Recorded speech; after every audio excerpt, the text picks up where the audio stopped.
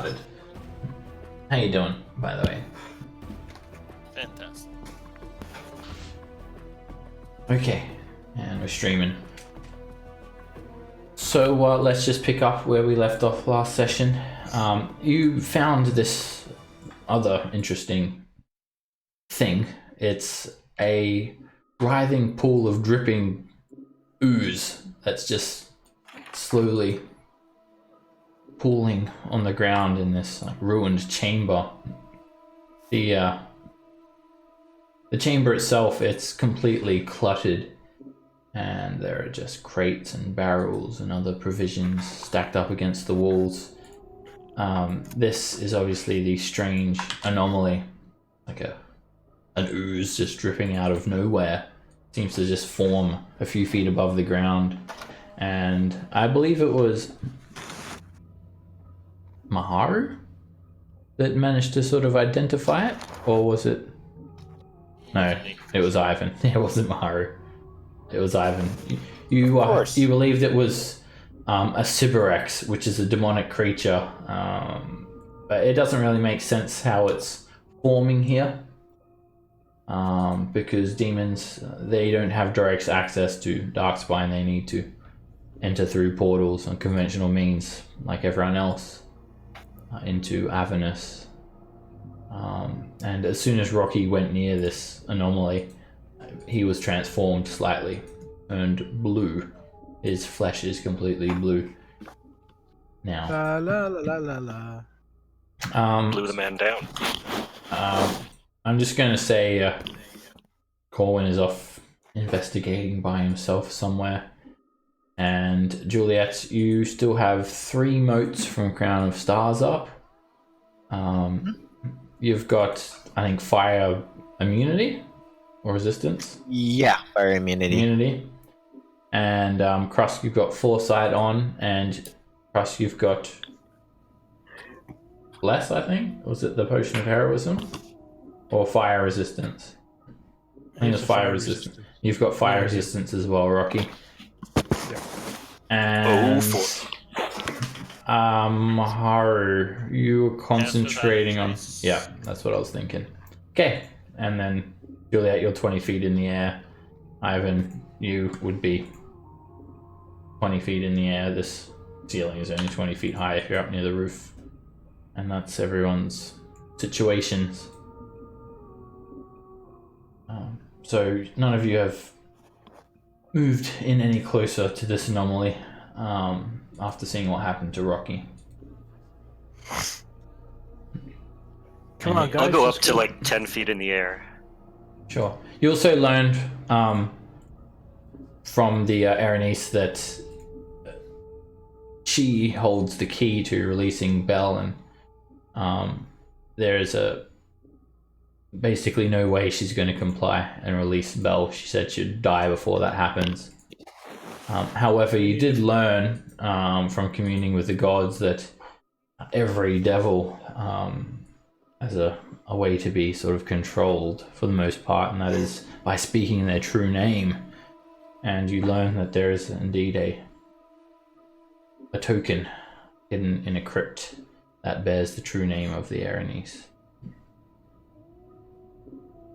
Okay, guys, let's get a little closer to this thing. Trust me, you ain't never had a friend like me. So, knowing what this thing is, how do they communicate, typically? The Cybriacs? Yeah, I mean, are they... They speak every known language, and they speak telepathically. They are basically...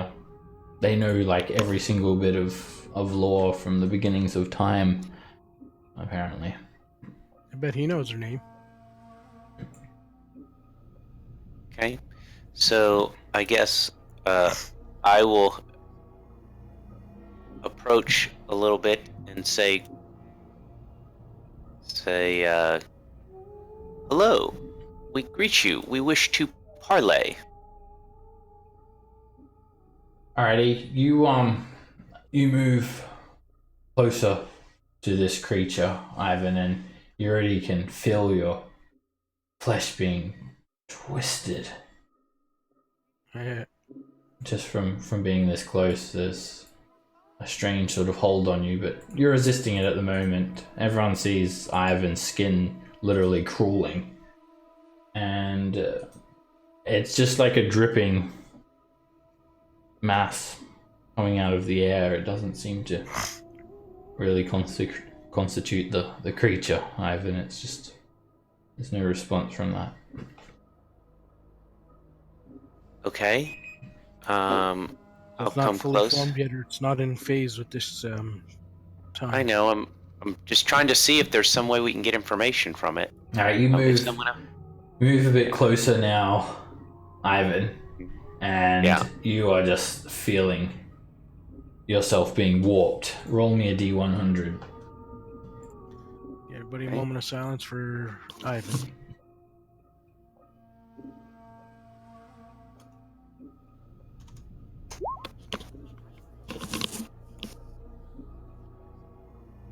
Suddenly, you dropped to the ground prone, Ivan. Not from anything knocking you over, but from sheer agony. It feels like someone has just stabbed you in the back twice with a greatsword. You don't take falling damage, you sort of just fall slowly to the ground, and you're on your knees and hands.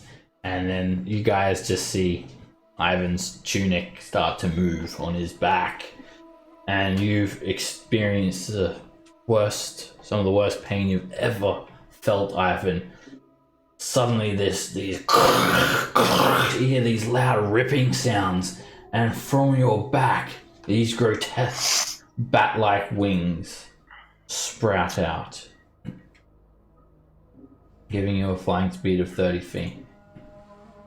They're black and leathery like a bat. Okay.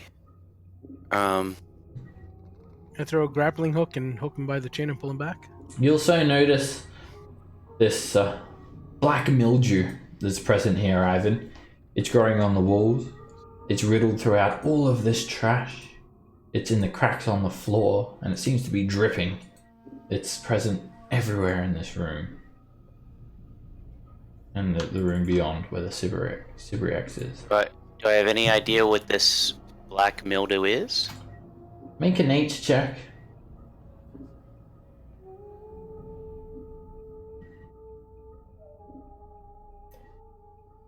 You're not really sure, but you've seen only one other instance of mold, or this sort of mossy growth here in Avernus. Not fire fungus, that's for sure. This fungal growth was found, a similar fungal growth was found on the armor of the dead adventurer, belonging to the Alkilith. The moss-like growth. You're not sure what it means. Obviously, you know it can be hostile, but it hasn't like attacked. Is there any way to communicate with that? You don't know. You haven't tried to communicate with it before. Okay. So, and what was the name of that black mold again? Alkilith. Alkilith. Okay. I'll say in common. Alkilith. I want to parlay as I'm grunting and trying to stand up on my feet after having these wings sprout out of my back, which I hope will get better. Suddenly, you see all these little red eyes open. Hundreds and hundreds and hundreds and hundreds. They're all over the walls, in the cracks of the broken crates and barrels, on the roof, on the floor, in the cracks, all present in the mildew. There is hundreds of these eyes, and it doesn't respond with anything. But you do, Ivan, have to make a wisdom save. You just hear this buzzing sound. It becomes present. Very faint buzzing I think sound. that is not a good thing. in your head. Suddenly, it just overwhelms your mind and you become very, very confused. And at that stage, you start to lose grasp of your thoughts. Everything becomes blended in together. Roll me a 1d10.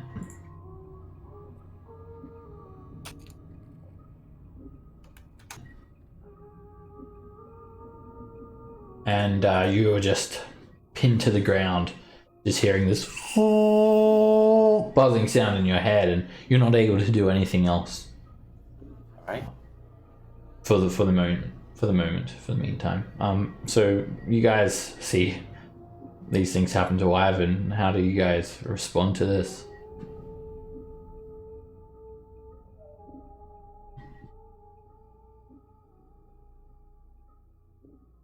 Anyone? I mean, Use getting the close grappling to hook, try to pull getting him back. close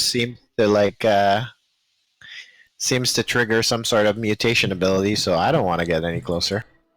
It's like I'll just Hey, maybe yell out at I've. Sorry. I Go throw ahead. the grappling hook. Yeah, I was gonna say if Rocky's already been affected, then yeah, like I'll throw a rope to you if you want to go and try and get him. Oh no, And I'm then going can always there. drag you back if you. Well, then we can No, drag no. you back. No, I'm just going to throw the grappling hook at him and hope it catches him. Alright, you grapple him, Rocky, and you start pulling him away. Ivan, roll another 1d10.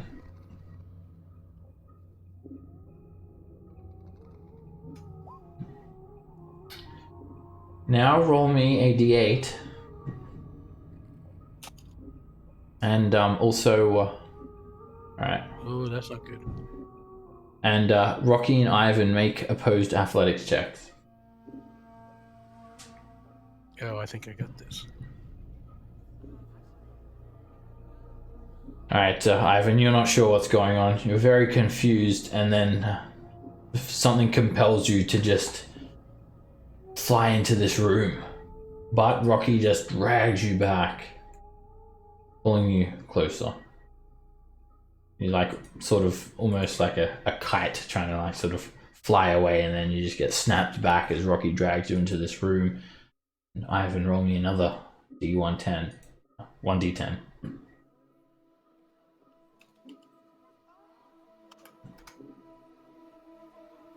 Alright, now you just something compels you to just Eldritch blast Rocky.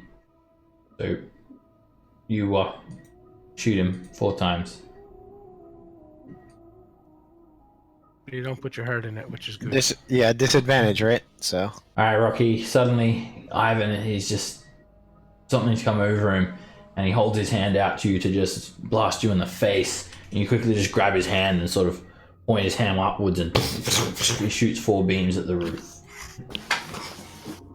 I'm just imagining he's like doing like a 2-year-old temper tantrum, except like bolts of like eldritch energy are coming. And what are you doing now, Rocky, when he tries to attack you like this? I'm going to restrain him. Keep his hands in and basically sit on him with his hands behind his back, police style. Alright, you can well, you can't actually restrain him. He is resisting, so he's like sort of slipping away. You can try and like keep him prone though and grapple him to the ground. Sure. Athletics? Yep, and then Ivan, you use acrobatics or athletics, whatever's better. Alright, Rocky just jumps on Ivan and pins him to the floor, so you're prone and grappled down there, Ivan. And then you sort of just hold him down. And meanwhile, Ivan, you try to like attack Rocky again, or you become overwhelmed with this buzzing sound, and then you try to like escape. But then after about a minute, suddenly Ivan, you just snap out of it, and you start to gather yourself again. Okay, that wasn't pleasant. Yeah, maybe it wasn't a good idea to try to talk to these things. The faint buzzing sound in your mind just subsides. Yeah, let's get out of here. Goodbye, pile of goo. I was hoping we were going to be able to make use of that, but I have no idea. And Well, I have wings now, unless somebody else has another idea. I can cut them off you if you'd like, Oh, just in case. yeah, maybe later. They do we look can kind of try to fetching. match- Yeah, okay, that's one way of looking at it, I guess. Yancy Bin would be proud. Shall we backtrack a little? Yeah, I guess we're going to backtrack. I was, again, hoping we could get some information out of that thing, but it looked like it's communicating. The only other thing is we can try to kill the stuff in there.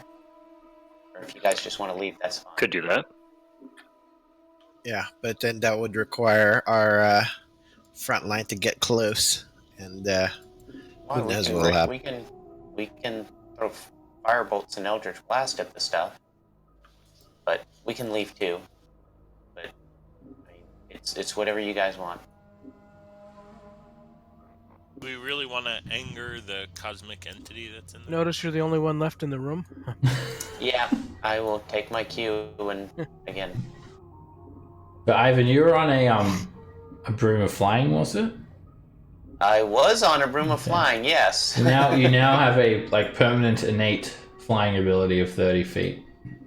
Hey, not bad. You just look a bit like a bat. That's all. Anyone would say that you're going batshit crazy just then. Yes, You went batshit crazy. I'm testing out my wings, but yeah, okay. All right. Not too pleased with it, This although is at least it's functional. An ancient-looking stone door, and you can see the gaps in the door have been filled in with soft lead.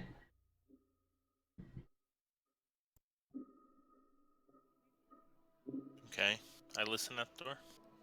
Make a perception check. Total silence beyond, and the door won't open by itself, just like a normal.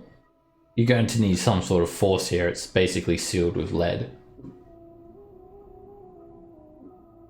Do we want to go through the sealed door, or do we want to try one of the non-sealed first? It's sealed for a reason. That's either good always or like- bad. I always like to open presents. Okay, well, we'll require force. You look like you can muster up some force. Well, I was going to ask, do we want to try a would the arcane or would the knock spell? Well, that would be very loud. That would be louder than him actually knocking the door down, wouldn't it? So, Probably. I think it's heard for like a big knock sound heard from 300 feet away. Am I remembering that correctly? Yep. Seb? Def- That's what it does. 300 feet. Loud noise.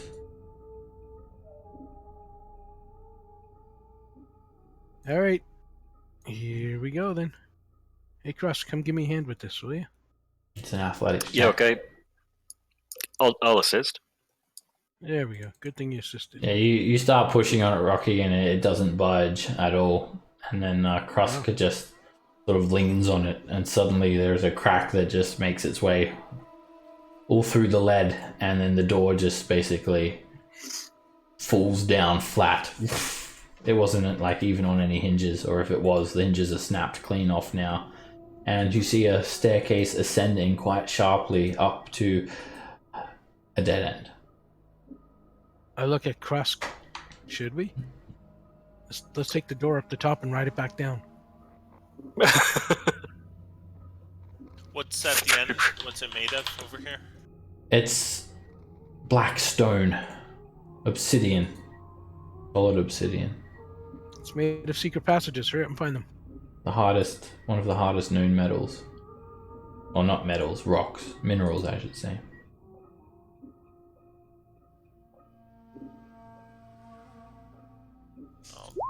trying to mold a hole in it. Awesome. All right. What sort of shape are you molding? Just gonna try to make a 5-foot hole behind it, see if it goes. All right. It does indeed open up to a room. You're at the back of a statue. This statue has this wicked demonic looking armor on, and it's up on a obsidian riser. It carries a hellish looking axe in its hand, and there are 3 other figures. It's no humanoid. They're 15 feet tall, built like a pit fiend, and they look truly demonic. They're truly, I should say, infernal. There are devilish regalia, hints that they are some very important figures here. 3 of them sort of stand around in this hexagonal shaped room. And you see another set of steps leading up.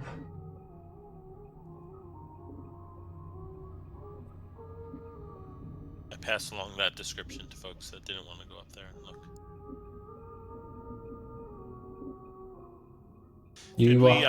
Rocky, did you get any sense of where that urn or the name was, whatever it was? Another thing. No, just that it was around here. Another thing that is like apparent here is just this tortured screams. Like you've already heard it, like a bit of an ambience in the background, but now you just hear these horrific, endless thousands of screams coming from these stairs upwards, and the smell of burning meat is really thick in the air. Yeah. Well, shall we check it out? Yeah, I mean, Could be. that would be beneficial. It is going up. That's the only thing. I did not know if we wanted to leave this level. Good We point. don't know how up it's going. How up? But let's at least see what's in the other room. Might be a dead end room. Because remember, we're looking for a sarcophagus, and this might be where the sarcophagus is, possibly. Well, they got axes. Okay.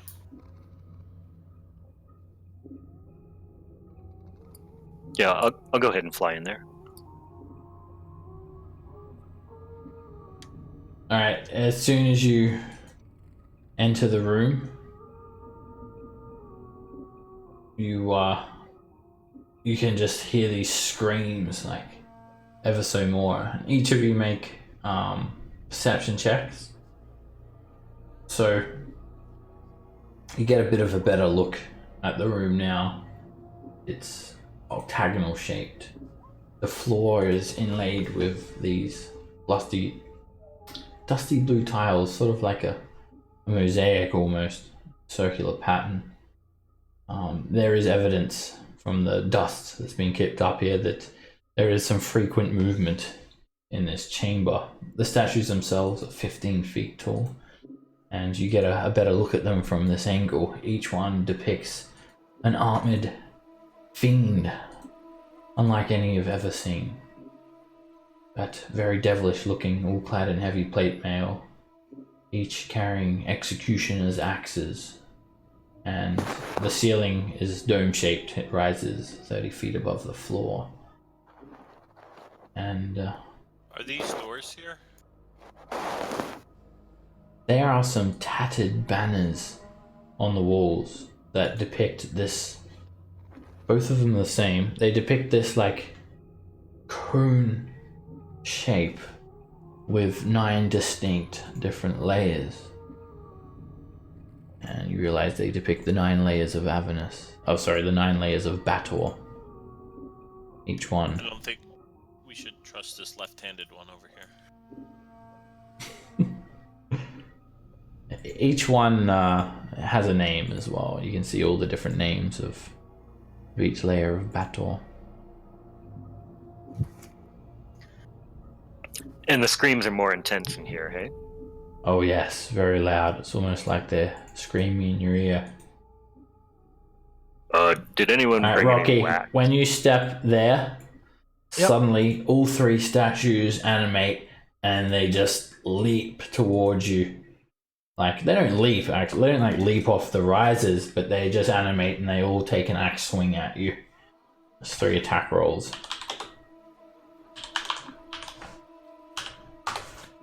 The one on the left, it hits you. The one on the top misses, and the one to the right hits you. You take, this is gonna hurt, 222 points of slashing damage. Okay. And the statues immediately resume their positions and you fall unconscious with grievous mortal wounds on the ground, dying. Holy crud.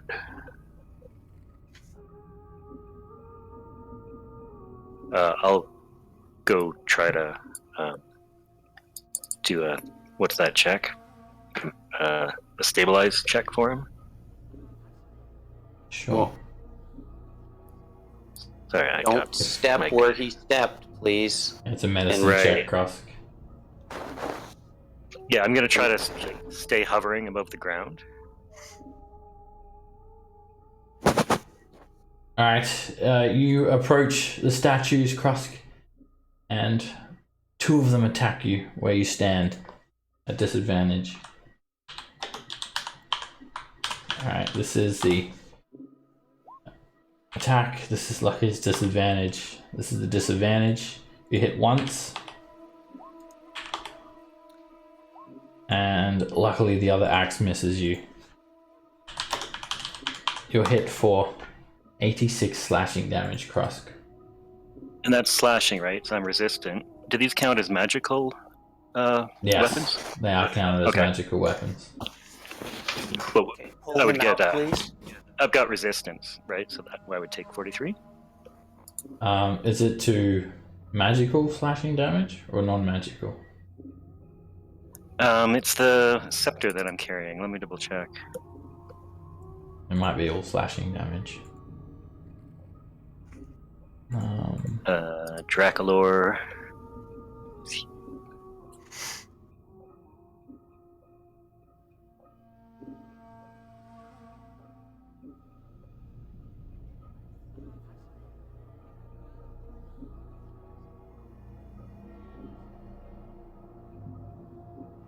Non-magical Yeah. attacks. Alright, you're hit for 86 slashing damage, and you can drag Rocky away. Unless you want to I will stay do there. No, Alright. thank you. As you drag Rocky away, you sort of leave a drag line in the dust, and Maharu, when the dust is sort of wiped away somewhat, you can see that there are some scratch marks in the ground, suggesting that these axes have struck the ground quite a few times before. But you wouldn't have noticed that if the dust was still there.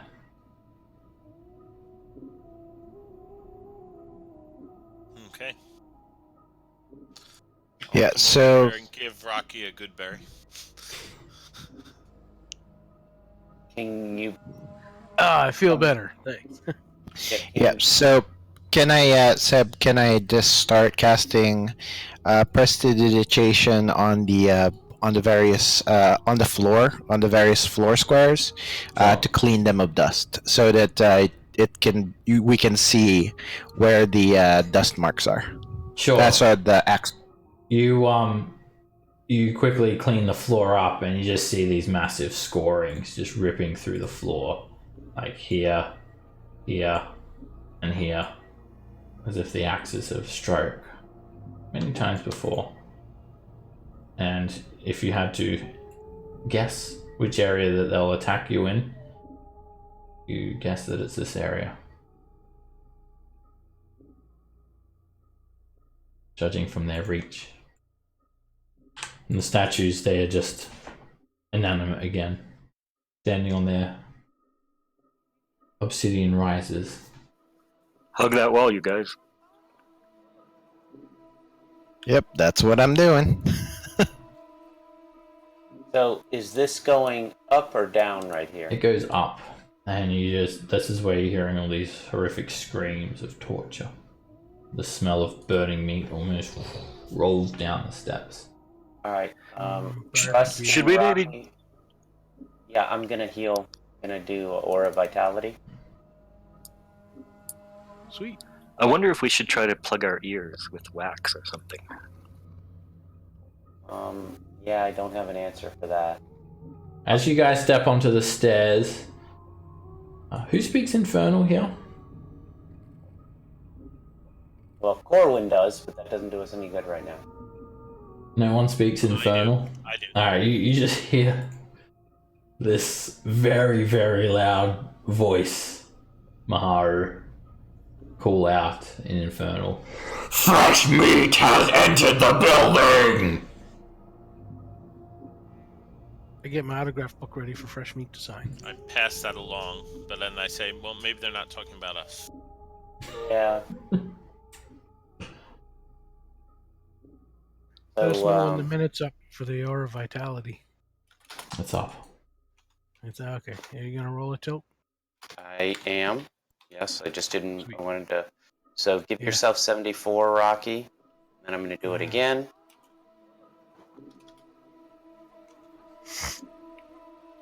And this is going to Krusk. You get 80. And how much are you still down, Rocky? Thanks. I am down. Let's see, 100. So You 99. get another 66. Okay. Sweet.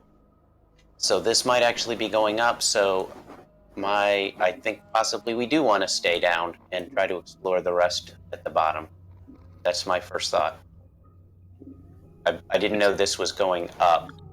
Thought it just might have been a little room, but that's again my thoughts. You see the staircase descending up as far as you can see. It's not dark though. All the walls they're like, you know, carved from this black stone, and there is a bit of an orangish sort of hue that starts to appear after about 100 feet, and then you just see like the staircase go on. It seems like it's like an infinity staircase, or it could just be very, very long. Right. But I think we should try to finish exploring that other level we were at, because we're still trying to find that sarcophagus.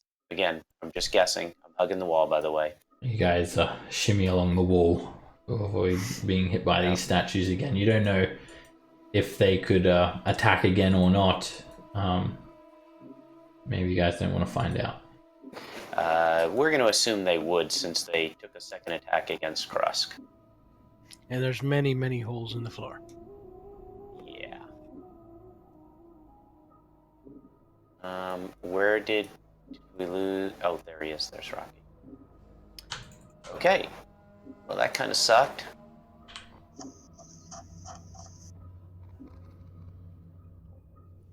Thanks for the heals. No. And Right. the toes. Let's. Is that a door? Sure is.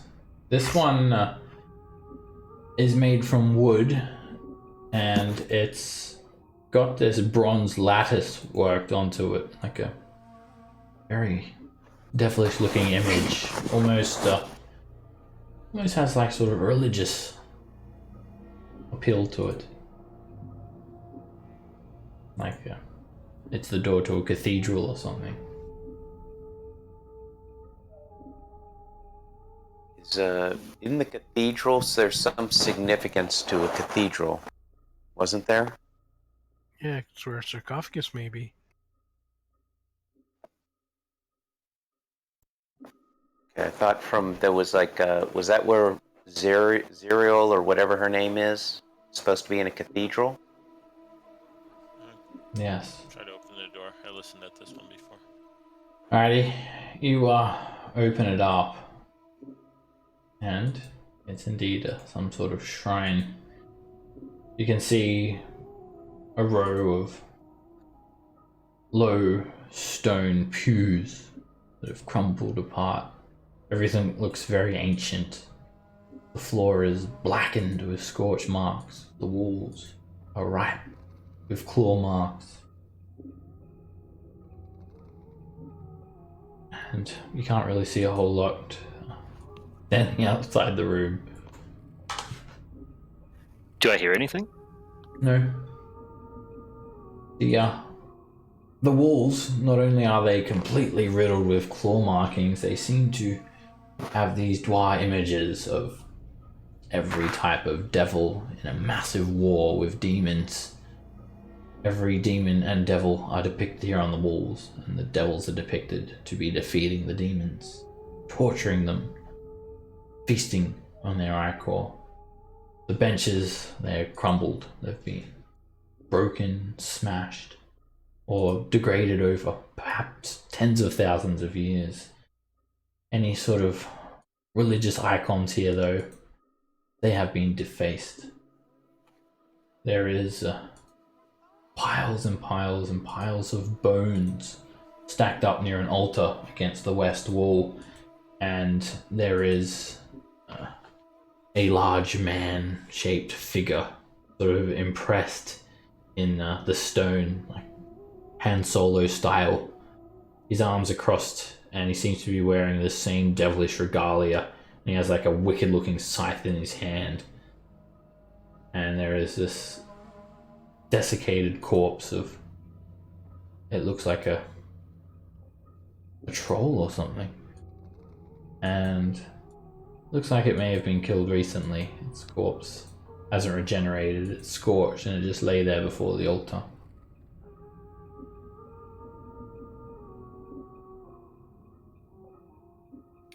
So my first thought is guys, we might want to investigate this because this might be what we were looking for.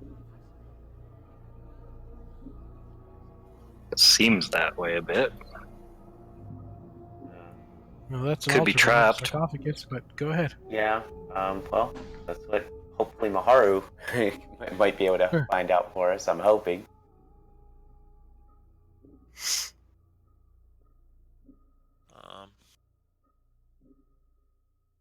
Sure. Well, you. Alright, so the altar itself, it's 5 feet tall. It's a massive slab. It must weigh like tens of thousands of pounds. It's been carved with words of infernal.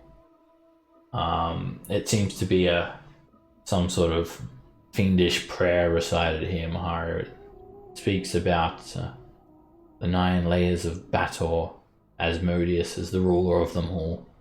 And it speaks of how he was once a holy entity that fell from grace. And when he plummeted from the celestial planes, he fell so hard into this hellish landscape that he created a ditch, a massive hole in the ground that just expanded outwards as he fell deeper and deeper and deeper and deeper and deeper into this realm, until we finally arrived at his 9th layer in Nessus, describing him as the one responsible for creating the 9 layers of Bator. And it sort of speaks about his tears are of blood and fire, and speaks how many believe when he cries, they are the fireballs that you see streaming down from the heavens, as he sometimes looks back at his celestial life and is full from grace, realizing he's never to return to his celestial homeland. And with his tears, it brings down fire, and they're a reminder of what this place is. And it says here lies his first pretender, Bell. Lord Bell.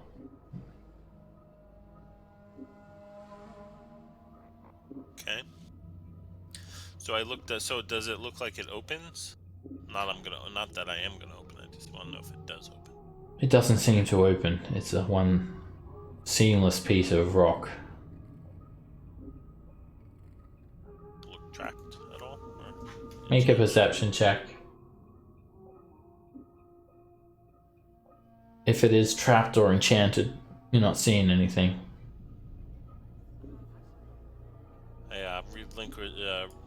We tell them about what the inscription says and say that it doesn't look trapped or enchanted. Okay. I'm gonna go ahead and use a scroll of detect magic. Okay. I Suddenly, don't wanna you wait. detect extremely powerful abjuration magic coming from the altar. I gotta find that scroll. It's like an impenetrable wall.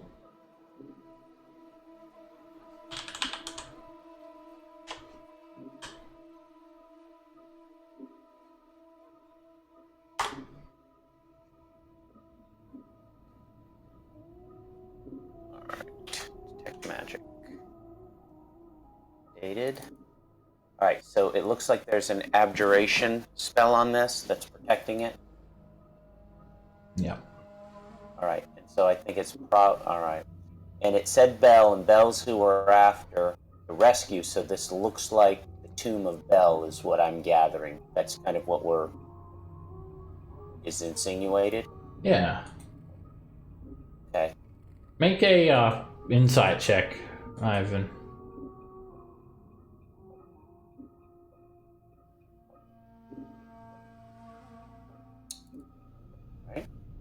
You're not really understanding why there's a tomb for Bell if he's supposed to be alive. That's why I was trying to get clarification from you. The only thing I can think is that that's his prison.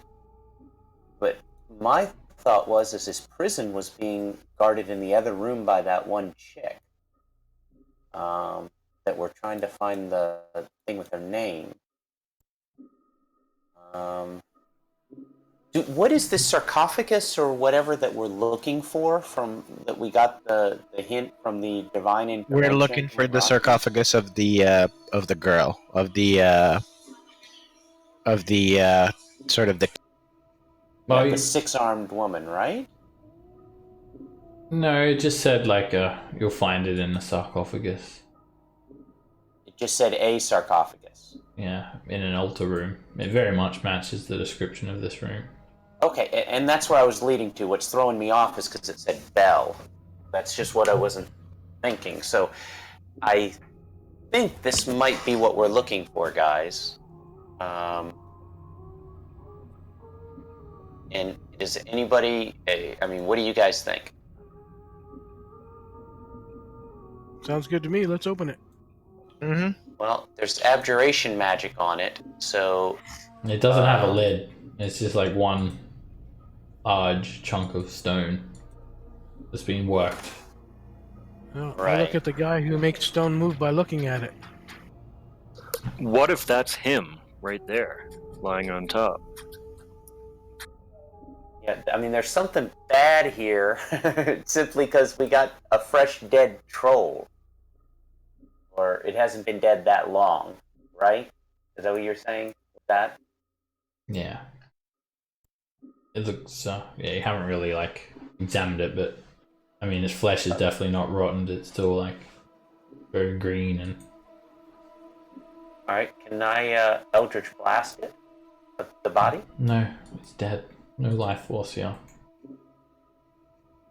Can somebody Firebolt it? I'll firebolt the body. It sizzles and burns. Joins the rest of the smell of rotten flesh that's just lingering in the air here permanently. Okay. So, I know there's an abjuration spell on the sarcophagus, but I have no idea. You want me to dispel magic, guys? Sure. Works for me. Okay. Alright. I'm gonna do a dispel magic at 4th level. Okay, Ivan, make me a charisma check. Yes. because that altar's very charismatic. So, just straight charisma, right? Not a yeah, charisma it's a save. straight charisma check. Okay. So, charisma. And I'm going to throw a, my peerless thing, so I get a 1d12 onto that. Yeah. 16. You struggle with this magic, Ivan, and it's definitely stronger than a 4th level spell. Hold your hand out and then you try to just suppress it, and you struggle to sort of close your hand until finally you do close your hand to a fist, and with that, you feel the magic subsided completely. There's no more abjuration magic. All right. There's no more abjuration magic. So, appearance just looking. change at all? No. Yeah, but you said there's no lid to this. Is that correct? Yeah, no lid. So this is when I look over at Maharu. It's stone.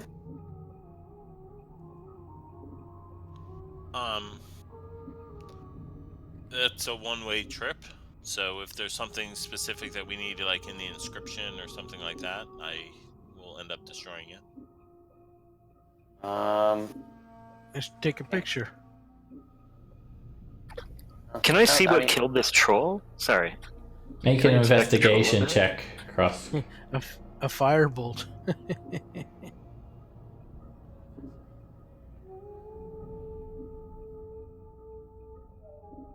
You you just see burn marks, Cross. You can't really. Alright. You've got no idea. You do know it's dead though. Pretty sure this is dead, you guys, if you were wondering. Right. Are there inscriptions all over? Is there any section that doesn't have inscriptions on it? I mean, it's just like surrounding. It's sort of, you can like see it on the map. It's just surrounding the pit fiend, and it's just a story basically. But it seems to cast Bell in a bit of a mocking way, like calling him the Pretender. Right. Yeah, it was definitely negative. All right. Do we want to? I mean, if we're going to get into it, we either have to smash it or magic it open or something. You know, why don't you see if you like just see if it slides or moves? or see if the body can All pull out of right. it. Can you see if you can find a maybe a mechanism that opens it? I mean, I can. I didn't see one when I was looking for specifically that. All right. I'm If going to ask one for. thing is stone, it might just move. Right. I'll go ahead and Rocky. Can you give me a little inspiration? By that I mean guidance. Okay. I'm Your gonna mama do it. has the best Yeah. roast beef ever. And then I'm going to examine it and try to see if there's any way that we can get inside. Do you like a perception? Investigation for that one. Investigation. Or I mean, you can do both. You can do a perception to look at it, and then investigation to see if you can deduce anything. Okay. It's definitely a seamless piece of stone, Ivan. There's no lid. Everything is connected. It doesn't look like anything can come off or there's any lids. Okay. All right. It's been very well carved, though. Someone's put a lot So of what- effort into carving this slab. Why don't we earth bend the body out then? Okay. And Like I said, I'm just worried that like the name is written on the inside or something like that, and Well, we can't. So get What to the about inside of it. this pit fiend on top? I mean, that's That's what I mean, we're significant. gonna see if we can. You would think that this is Bell. right. Like, He's what if that's just a- him? What if we just need to wake him up, He's a very large like unhand creature, solo him? and he's scaly. You even notice he's got like a belt, like depicted with like all of these heads on him. Look like sort of angels' heads or something, decapitated. Maybe we just need to wake him up. We don't need to get inside at all. I'm open to suggestions on how we do that. so here's my thought of why I don't think that's it. Because if I was guarding that thing, I wouldn't just have a door that anybody could just walk around and go there. Okay. What if we read the inscription out loud? Would that do anything? Go for it. It's like a long story, Okay. but you can read it all out. All right. Can I Nothing follow up happens. with after I've investigated or perceived it, made sure what it is? I'm going to try with a investigate just to see what I think. Sure. All right. And I'll ask Rocky for some help again. Can you roll something besides a 1? The question is, can Rocky actually help you, Ivan? Yeah. Yeah. Or is he going to hinder you? An 18, Ivan. You've got no more clues than what you did a second ago. Okay. An elf trying to look at stonework. Mm-hmm. I mean, I understand your concern with the name thing. I just don't know. Otherwise, right now, I think we're at an impasse. If we don't break it open or get in there somehow, because that's what I think we need to do. Well, I mean, like I said, breaking it I think would be preferable to, reshaping it into something else. At least you can put pieces back Yeah, together. I mean, we just need something to break it with. So Why not try to lift just the body out of it then with your stone shaping? And see if there's a hollow under the body, or see if the body is a body I only covered can do a with stone. 5-foot cube, so I mean, it's You not can like do it I multiple can do the whole times. thing anyway. I could, but Yeah, I'm you a could big old basically magic do like club. one. You could do like one square, because it's 5 foot high. So you're right. I mean, if that's what we want to do, that's fine. Like I said, I'm just concerned we don't know what's inside the middle of there, and it's it's kind of a hole. It's kind of Rocky has a to big- cat back into that bag. Yeah, like there's a big hammer. What if Rocky tried to smash it? With your hammer and your belt. I'm always up to smash something.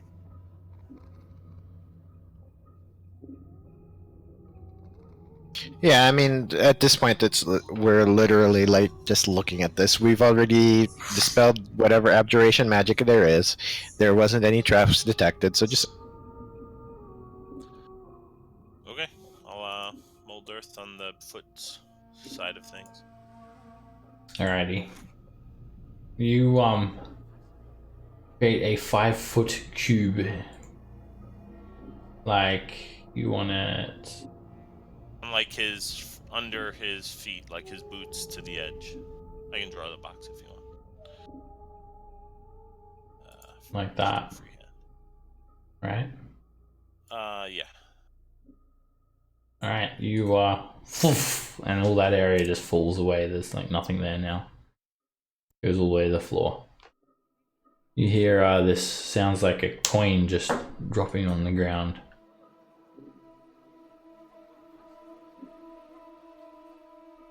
From inside the hole. I'll go see if I can Coin. see anything in there. Alright, you look down and there is a silver coin. It's a large coin though. Bigger than any sort of like currency that you'd ever see. More like a medallion. And it's grey. You're not sure what it's made out of. It has some small cracks in it.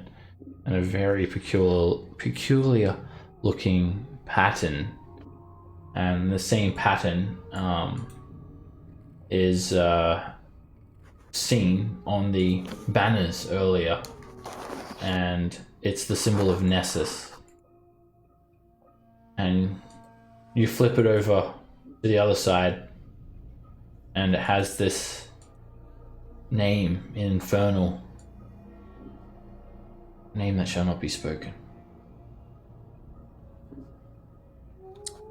But So, you can speak it. It's Ged Icadia. Ged Icadia. So, something tells me that's what we needed. Would you gentlemen agree? And lady, of course. mm-hmm. We can try it, Yeah. and then if it's not, then we'll look around. So, before we move forward, just because it's been been a week in real time. Supposedly, we say this name, and then she has to do what we say, or it destroys her. She becomes under your command. She comes under our command. Okay. Okay. So, do we have to do a summoning with it, or is it just use the name? You just speak their true name, and then you have control over them. All right. The thing is that it's just not easy to ever learn a devil's true name. Right. It's their most precious guarded secret. So do you mind? I'll go ahead and You want to grab snag the that coin? Yeah. Yep. I don't want to touch Grab it. the coin. All right. And yeah, I got freaking wings as I flap them. So I think it's a little bit too late for me worried about getting little devil cooties. Shall we go to confront our friend? Yes. And it was over. Yeah. This way. Okay, so wait for everybody to get over here.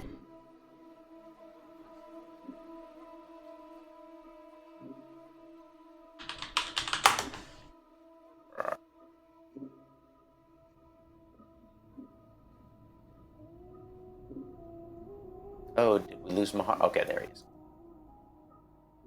I just instantly had a picture that Seb did something to Maharu. Alright. Can I get through this door? Not letting me. Or did you need to move us? Seb? You open it up. And you enter the temple, and to your surprise, there are 2 Aaroneses standing here. Okay. And both of them smile at you. And both of them chuckle. Well. And they both say at the same time, "So you're back!"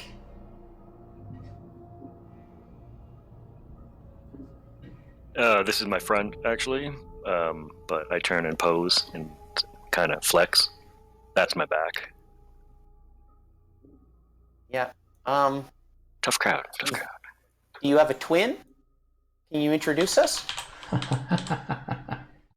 After your little trick, they both say this at the same time. After your little trick last time, I think I'll not take any risks with you all. Now, leave this place and be done with it.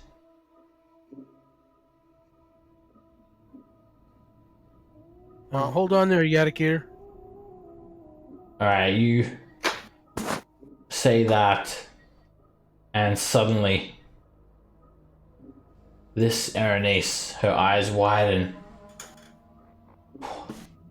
What did you say? I said your name. And Yeah, don't you be leaving on me. she tries to resist this unseen force. How did you learn that? I'm a dwarf, we know stuff. What may I do for you, master? And the other Aaronese, she just quickly turns her head to the drow. Kill him now! We'll kill the drow and the other one, and then we'll talk. Okay. The drow casts a spell. He gets to go first. And suddenly, Ramira, aka Yedakadia, she is enclosed in this shimmering force. Can I see when he's casting that? Yeah? Yeah, I'm gonna try to counterspell that. Okay. Let me just check Do one it thing. Alright, you get counterspelled at 5th level. by him. Yeah. Okay. I counterspell his counterspell. With a 5th level spell? Check 1 second. The answer is, you know what? Yeah, I used a 5th level spell. Alright, he starts conjuring this sphere that starts to take form around Ramira. And then, Juliet, you go to counterspell him as you like sort of try to dismiss the spell of your hand. With his free hand, he sort of tries to dismiss yours. And then Ivan, you get in there and just you break apart like all of the magic. And he just sort of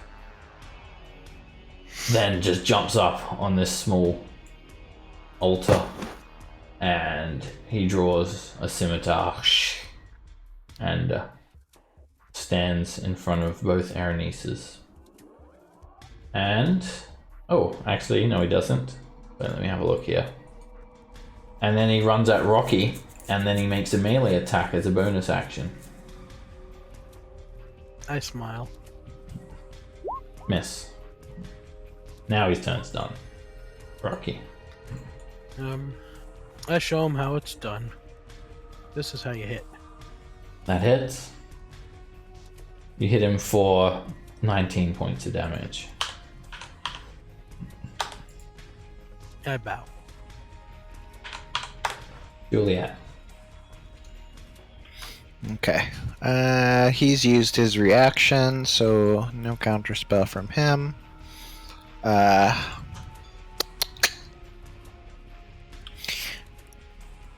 Do we know anything about that drow aside from Pizzacast?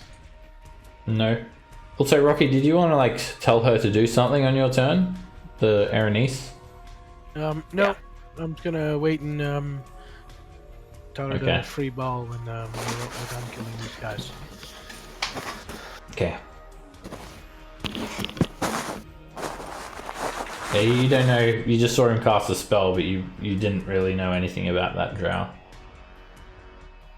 Okay. I'm going to go ahead, and this is the one that's on our side now, right? Yeah. Okay. Then I'm going to twin chill touch on the drow and the other area. Okay. First one is on the drow. That hits him for 8 necrotic damage. Second is the one on the Arenias. That hits her for 23 necrotic. Maharu. Okay, I will.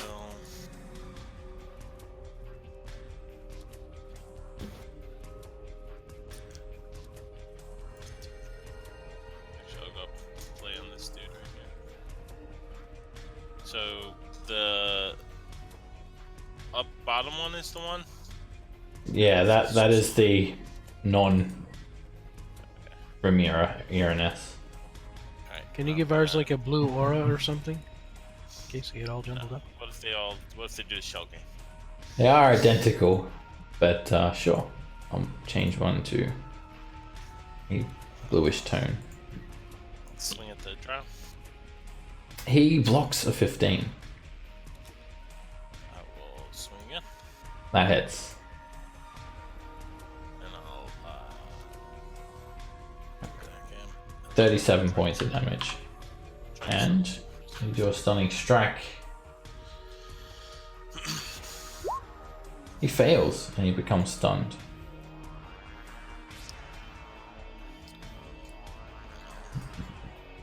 Step up and take my dread ambusher on this chickie. Hit. 13 damage. I will give her the elbow. That hits.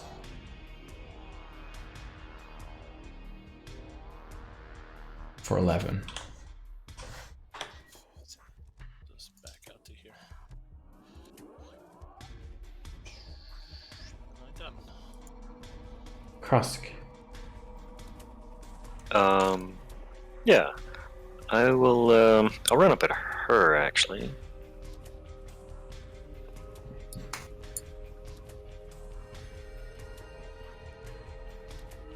Then I will swing the glaive with Great Weapon Master. That's a miss. And again. 17 misses. Alright. Just do it regular styles. That hits. For 14 slashing. Fourth one. And it's a crit. For 23 slashing. And fifth one, we'll go back to... A 26 That's hits her with 23 slashing damage. And I'll just hold tight right beside her there, keeping an eye on her. Alright, this wicked glowing blue cord that surrounds her. Both of them have this. If you guys remember me describing it last session. You can see it on a handout too. There. It moves on its own. And It's her lasso of truth. make a dexterity save, Krusk. It's coming for you.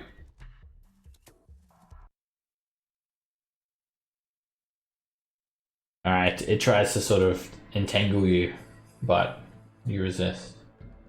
And then she just ends her turn there. Moves here. Ends her turn.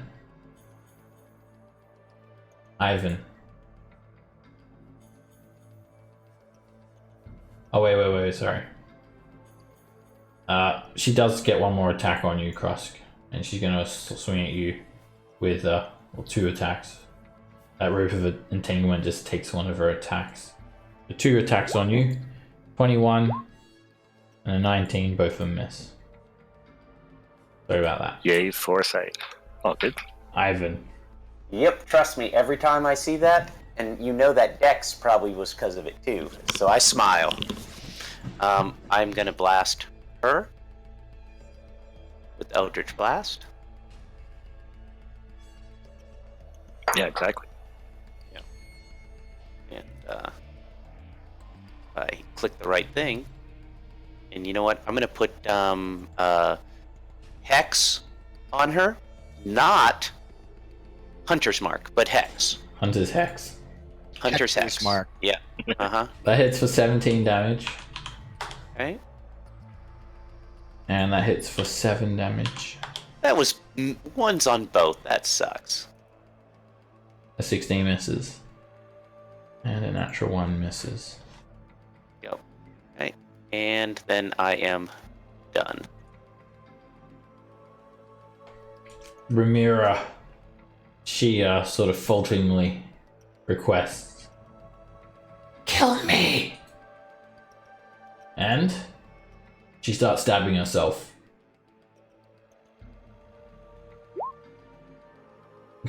She misses herself. 20. She's like trying to stab herself, but she's like resisting basically. As Rocky, like, sort of under Rocky's command, but she does, like, stab the longsword into herself for 10 slashing damage. Slowly driving into herself. Yeah, maybe command her not to do that, please. The consort is stunned. Rocky.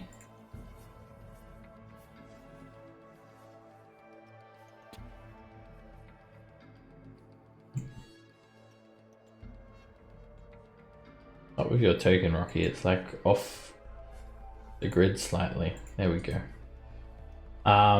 You're attacking the Aranese. Yep. You head over and whack her for 22 damage, and she just disappears completely, like a puff of smoke. She's gone.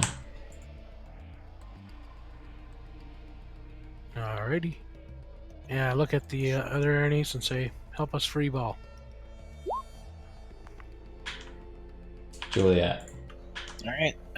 Nice one. I shall. Yeah, this should be easy. Yeah, I'm just going to firebolt this guy. Stun, so I have advantage, right? Yeah. That hits for 32 points of fire damage.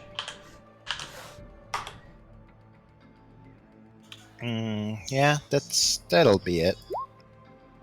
Or that hits for 18 damage, and you hit again for 18 damage. Another 16 from Snake. And I kick him in the head. That hits.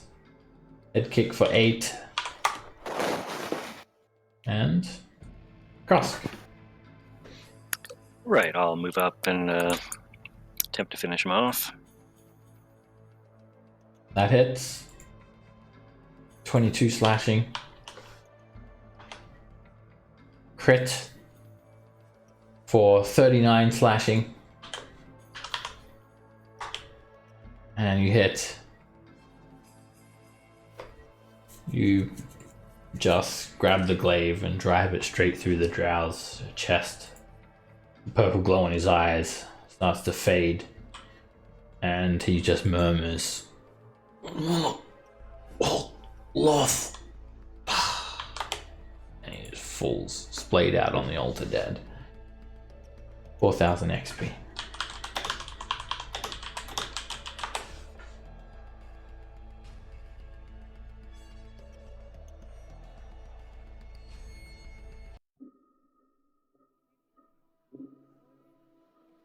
It looks like Corwin is done cooking you guys some dinner, because that's what he was just doing the entire time. And the next question is did the other Seb, are they still alive? I'm sure he was a cool guy. It's a good name, so.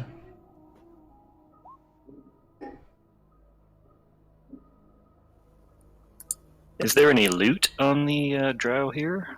Or the devil? The drow wears no armor, just some fine silk robes that are worth 50 GP. He has a scimitar and a hand crossbow. And that's it. Not anything else on him. Magical? Nope, none of it's magical. Okay. The Erenice, one of them just vanished. He just completely disappeared, leaving not a trace behind.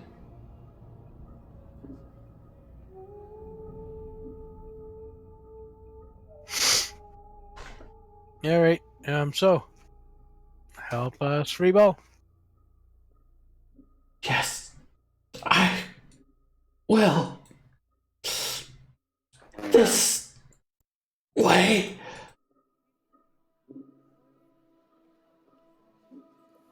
Nice one.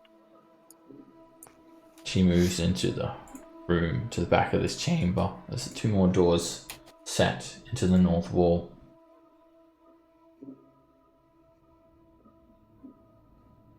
The room looks like a bed chamber, if you could call it that.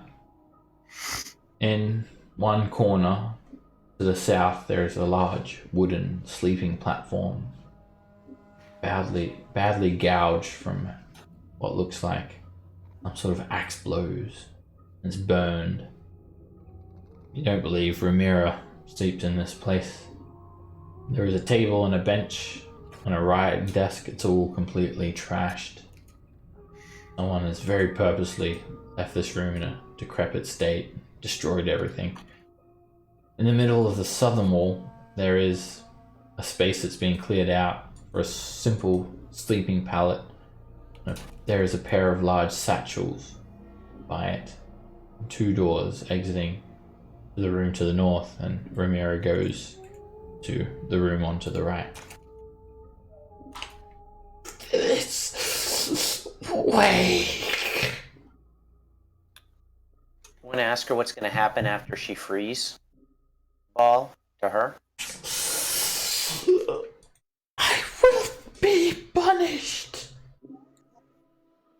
And she places her hand on the wall, and the wall just disappears, revealing a 5-foot wide passageway. This way.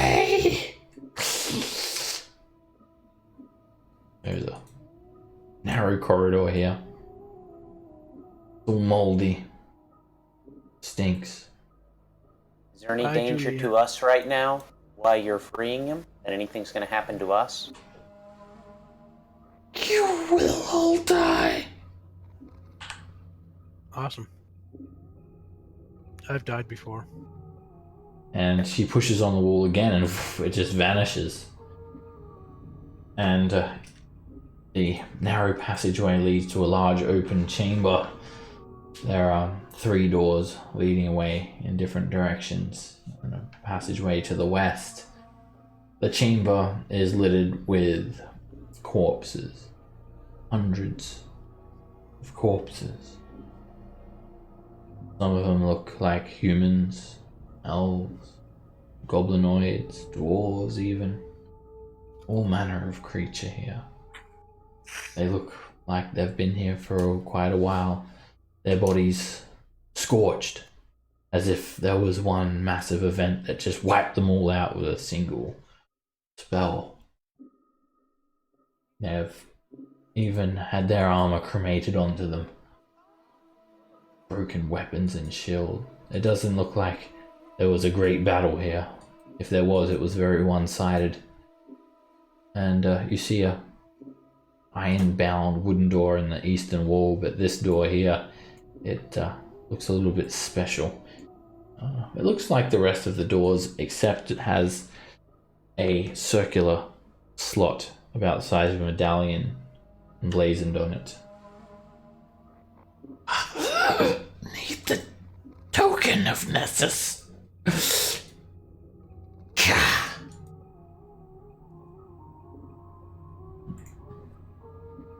You're saying that I have to put the token of Nessus in there? Sorry, we'll slay you for this. So, what? Answer the question, please. Yes. What? If you were going to fight her, how can we defeat her? What weaknesses does she have?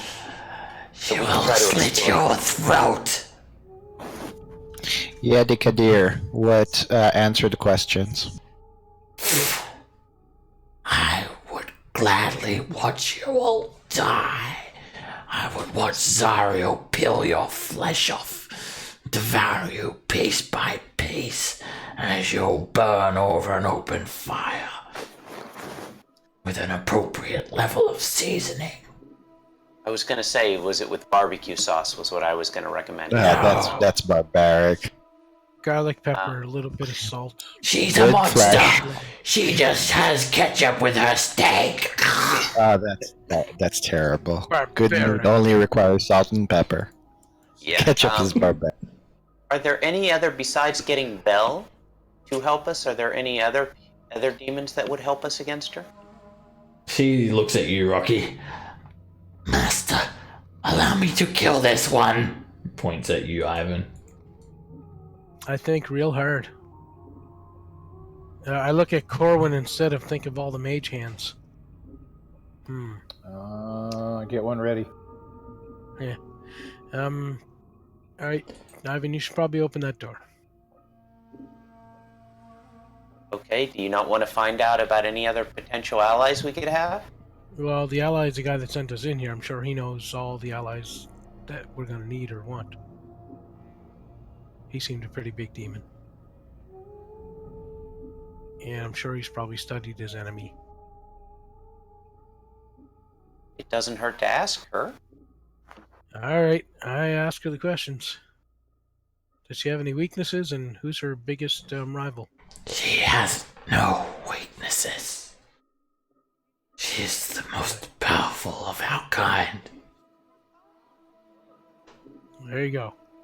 So it might take us a little bit of effort to mop her up.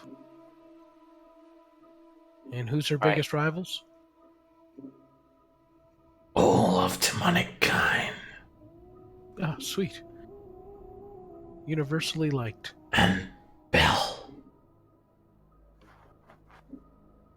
Alright. I nod Alright. to Ivan. Alright, I go in and I put it in. And then I think that's what she said. The sigil glows, and then you just see this like lattice work metallic pattern that's emblazoned on the door just start to move like almost like a maze like jungle, and they sort of just all of the iron lattice work subsides, just leaving a regular wooden door, and then it just opens.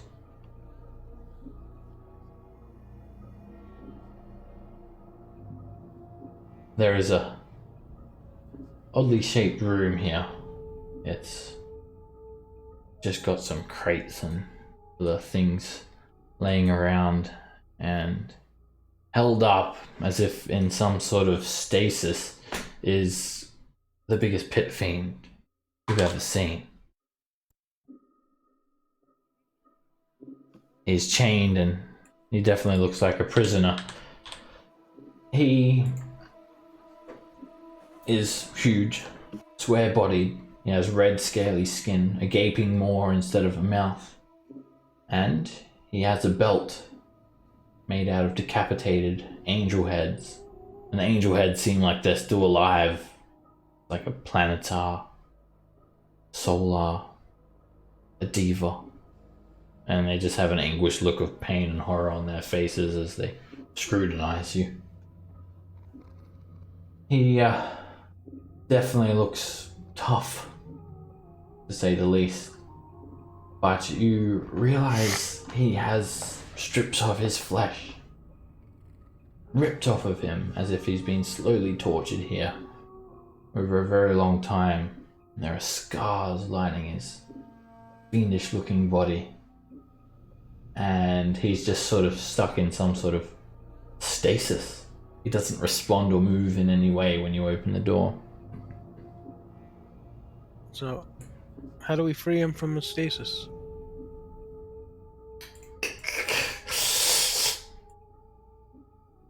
You must kill me. But I don't want to do that. You're nice. You're helping us. I Is there told another you, way?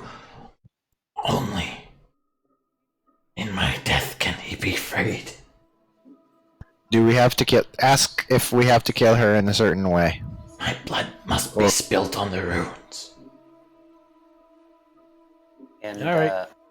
My before soul we do that, must go to Asmodeus.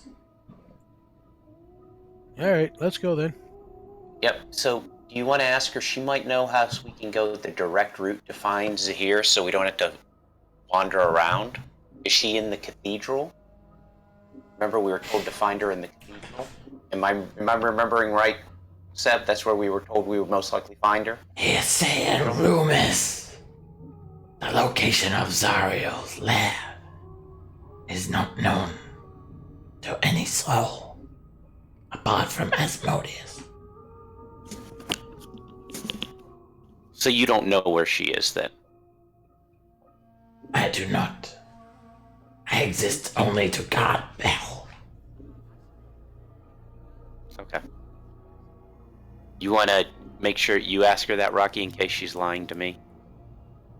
Sure, answer their questions as if they were me. He gives you the same response. Okay, just curious. Just want to make sure. All right, then I guess I'll leave it in your hands, Rocky, if you would like. All right, let's go. Jan Sebin, this is for you. Oh, and for the demons and devils, because they're kind of fun too. Now you Yeah, that just rhymed. I'm a poet. and see don't like know this protective, like invisible glyph surrounding Bell, and you. What do you do, Rocky? it. Yeah, just grab her and cut her throat and drizzle her over it. Alright, you do it. You cut her throat. A dagger does 1d4 damage, so you like cut her like 800 times. And then finally, she dies. You just hold her up and then you Cut her with my hammer. blood just spills onto the rune like it's splashing onto a window. And is it Maman, or what's the other person we're working with? Was it Moloch. pronounced Moloch? I'm going to tell Bell Moloch sent us Yeah. as that is happening. Just so he doesn't go ballistic on us as soon as he gets freed. Alright, you just spray the blood over the rune. Yeah, that's cool. And then this protective ward subsides. Greetings, Lord Paul. Bell is down at you.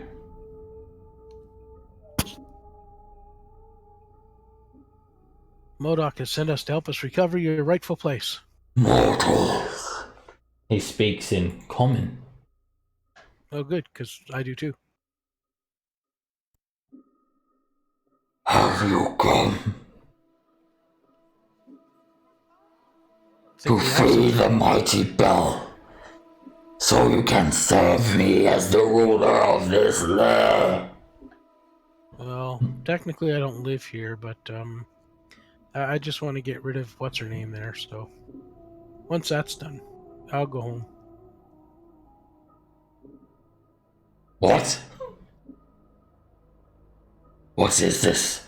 What's her name you speak of? We're here to free you on behalf of Moloch, was the name, right? So that we will. We're here to kill Zariel. Yeah, that's her name. Moloch. That fool.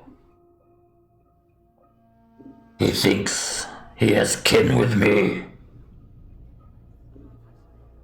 The mere thought of allying with him disgusts me so. But thank you, puny mortal, for freeing me from my torture and endless stasis. Well, apparently not endless.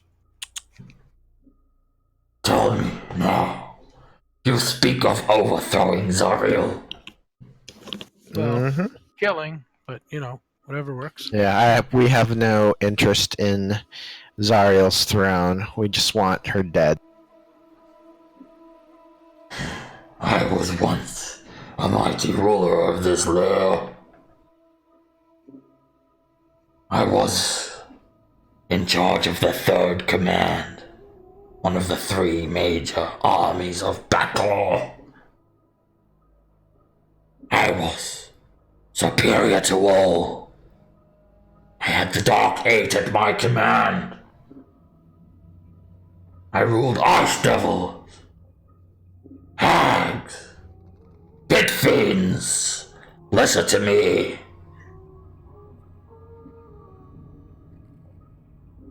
Now, I am treated like nothing more than an Uparibo or a Lemur.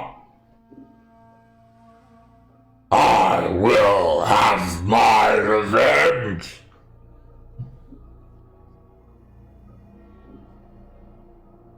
Do what you wish. Join Moloch and his hopeless cause. Attempt to defeat Zariel. But know this. The mere sight of you all sickens me. Oh, would you like me to heal you? If you're sick? Little aspirin, popsicle? I have been held here for hundreds of years, mocked by Zariel. My flesh slowly peeled off as she feasts on it.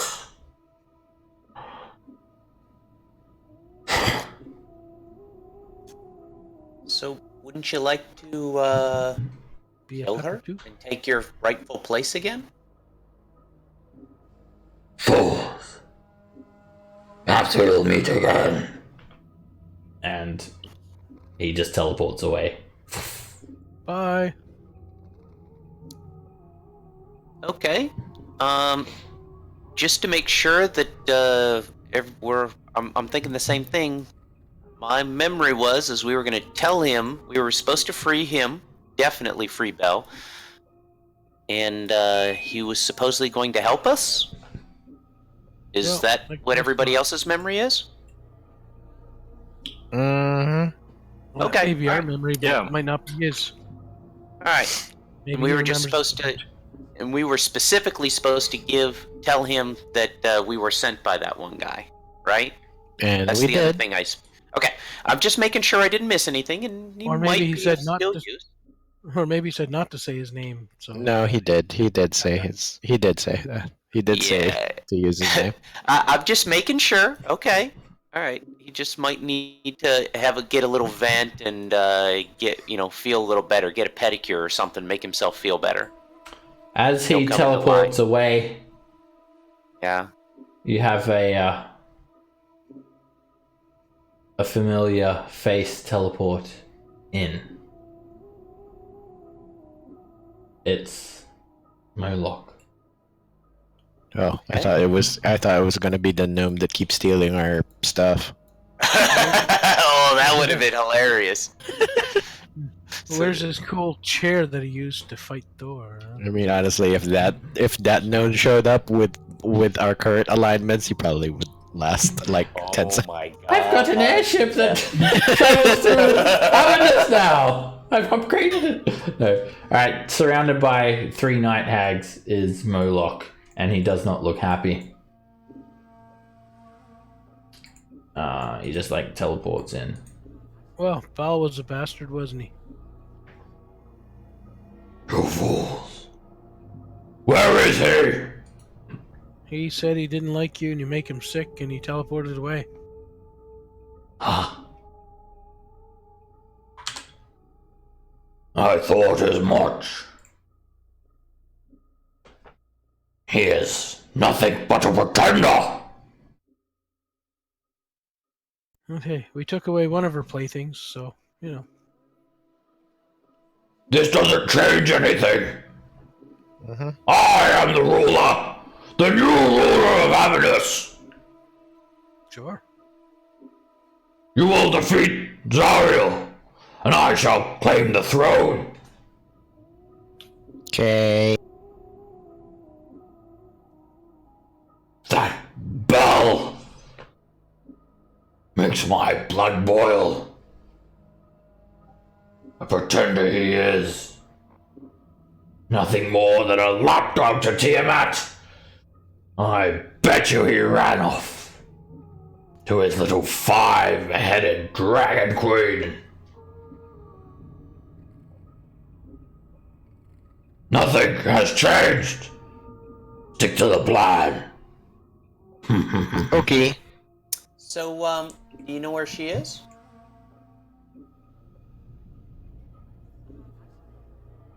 She resides in her castle. Which is right above us, correct? Indeed. Remember, we will be watching. Ha ha ha ha ha ha. Wait a sec, I just gotta get my legendary actions back to teleport. So wait an extra 6 seconds. And then he just like teleports like 60 feet. And like teleports another 60 feet. And the night hags just shrug their shoulders and go ethereal. It's like, Okay. keep your man under control, God. So was that an affirmative on right above us? Yeah, you think you're underneath the castle. So. And Okay, the way to go is up. Yep, and we saw that that staircase going all the way up, right? Yeah. Okay, so normally I would want to explore all rooms, but I don't want to. I want to avoid expending resources if possible, and we could be as fresh. So I don't know if anybody else is up for that. We start heading up. Does that sound good to others? Mm-hmm. Sure. Okay. Yeah, it's All fine right. by me. Okay. Yeah. Because Take those 2 satchels from the other room because they were laying out. yeah. Yeah, and check the drow body for stuff. Uh huh. So can I remove that sigil that was in there just as a Yeah. keepsake? Okay.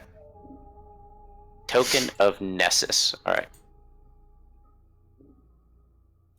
Hey, when demons die down here, they get like new bodies after so long, right? Nope. They are supposedly dead, aren't they? Devils, yeah, they die. Truly, Yeah. yeah. But Yugoloths don't. They're like from Gehenna, and they all reform there. It's like a different evil plane. Alright, Demons, so, demons will reform. So shall we all go to that one room, and I remind everybody to hug the sides so we don't get skewered like Rocky and Krusk? Alright, you grab those sacks, Maharu, and it's just like filled full of these like blue ropes. There's like 10 of them, and they're all like magic items. Okay. Do you want me to cast? I have an identify scroll on them. You want me to do that real quick to see what they are? If you'd like. Probably they're the ropes of entanglement. I'm sorry, you were cutting out there. They're probably what? Probably the ropes of entanglement that we like, the ones that the what's it called we're using. Berenice. You don't remember her true name, Maharu? I'm trying to forget it. I can scroll up though. I wrote it down. Yeah, they are literally those same ropes that you saw Berenice use. I will write that down into party loot. But you can't be sure. Well, you can figure out how to use them if you identify them. Yeah, that was why I thought you might want one. Maybe we could use them for this upcoming fight as long as they're not attunement. How long would it take for an identify if I use the scroll? I think it's like 1 minute. Yeah, so why don't I just do that, and I'm going to burn an identify scroll. Okay, and it is a... You're not going to guess it. A rope of entanglement. Alright. So, is that how those work? Yeah.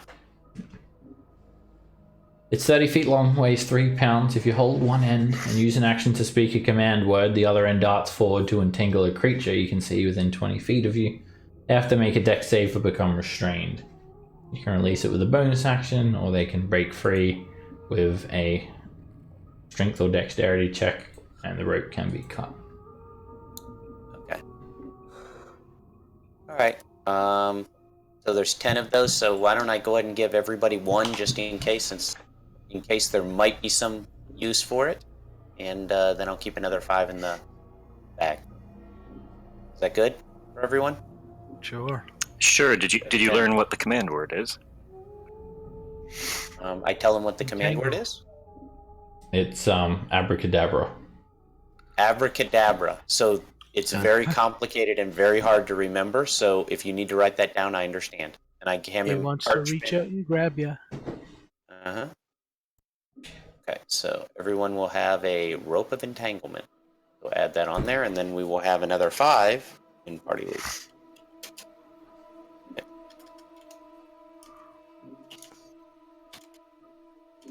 Okay. What kind of kinky stuff did they do that they needed 10 ropes of entanglement? You know what? I was thinking more in the lines of don't ask, don't tell. Alright, you guys move back through this temple, and you just hear this ha ha ha ha, and you see like Moloch just like still teleporting away. 60 feet at a time. You could probably walk 30 feet and then teleport 60 feet and make it there much quicker. Alright, everybody gather around, and we'll ask Scotty to beam us over to the stairs. Yeah. Go ahead and Okay. Who's missing there? Corwin. Corwin's just still digging like a hole in his backyard for the other Sebastian. I told him, I said, take a shell and throw it at him. Tell him it moves a hell of a lot faster after 10 p.m. Alright, well, you guys are going straight up these stairs, right? Yeah. Oh, Krusk, look where you've teleported into. Right into the... Oh. What? Oh dear. Alright, let's go up. Alright, you guys follow these stairs and follow them and follow them and follow them for like 5 whole minutes. 5 minutes? Yep. Whoa. And all of the stone now has a red glow to it. It's like it's almost on fire. There's just burning. It doesn't actually burn, but it's very hot, and the smell of burnt meat and the screams are just ever present anywhere that you are. And now you... Yeah, I'm going to move on over to a new map. Just putting your tokens there first. And eventually the staircase comes to a dead end.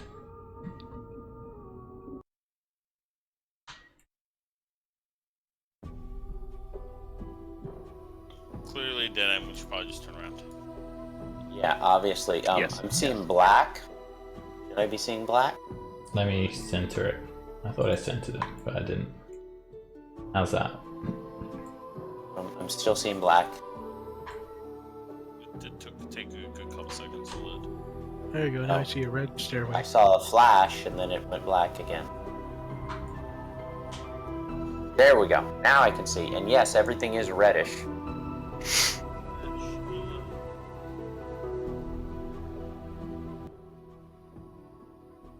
Okay. Can we switch around for secret doors? From this side, it's very obvious that there is a secret door here. So before we go in, Secret door right there. Maharu, how damaged are you? 40. And Krusk, how damaged are you? I have like one. I'm only down one, like one hit. 38 Rock, actually. 38. Rocky, how damaged are you? Should have asked the Aranese to heal herself before she committed seppuku.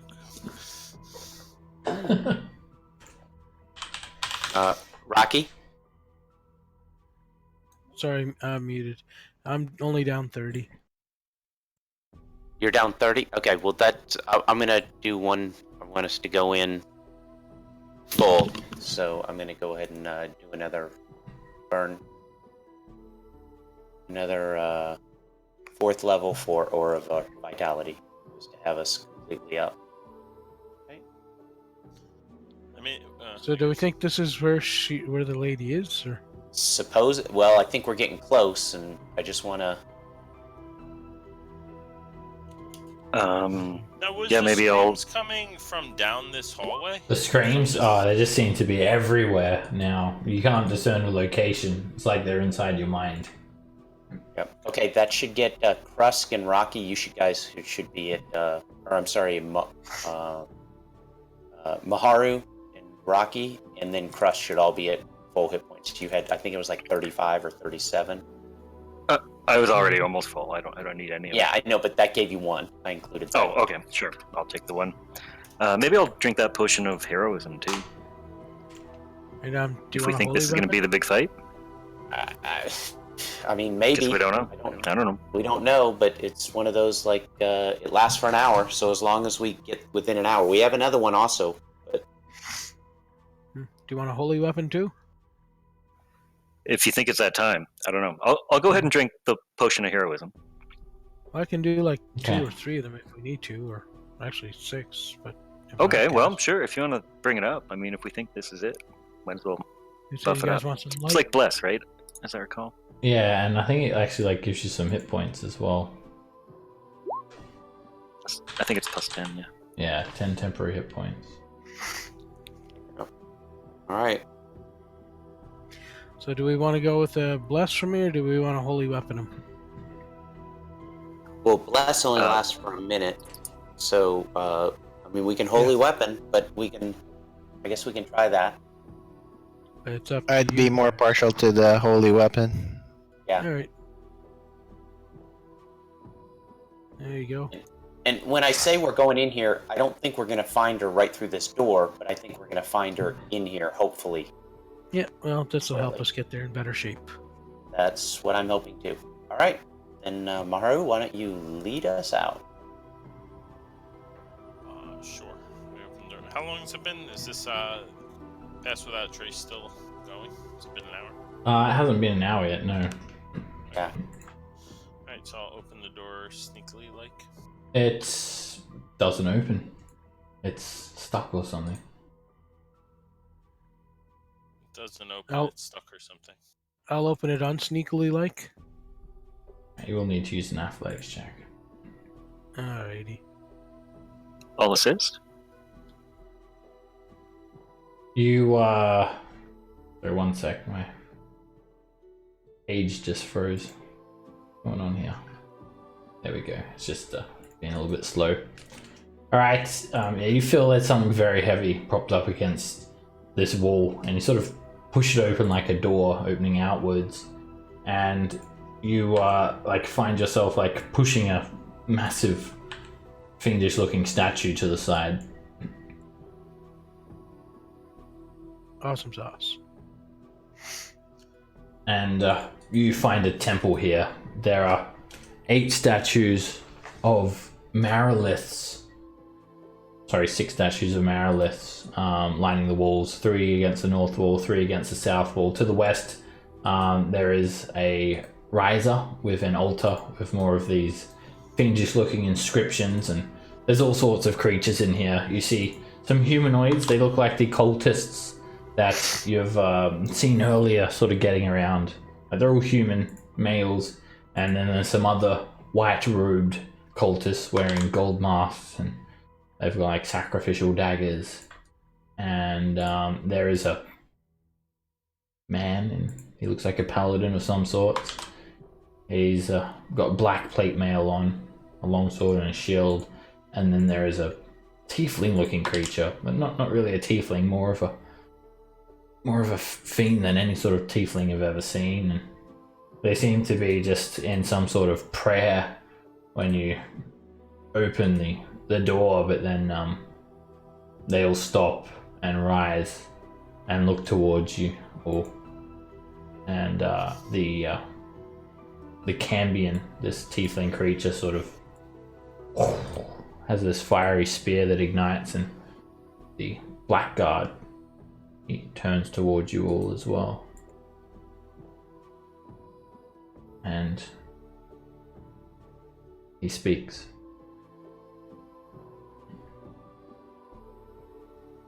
We knew you would come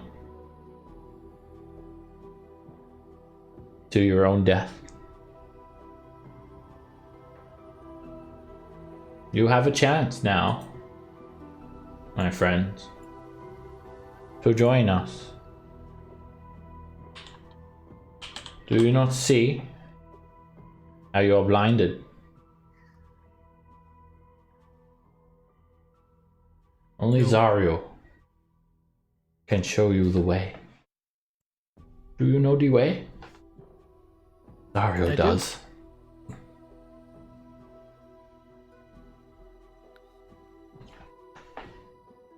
D-Way lives down the street from me.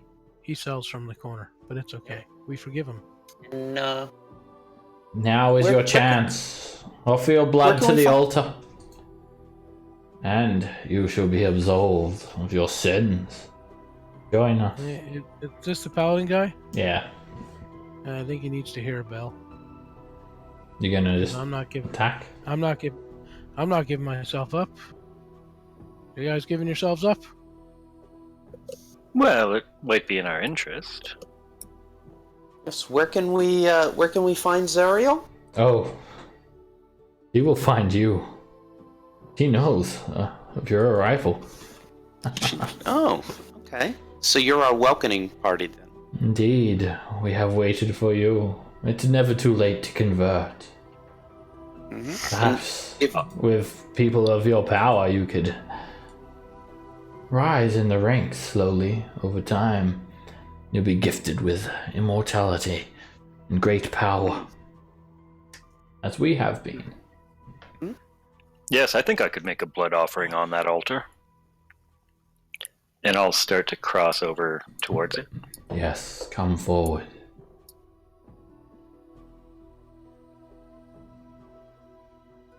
The Cambion nods at you and hisses at you in Infernal.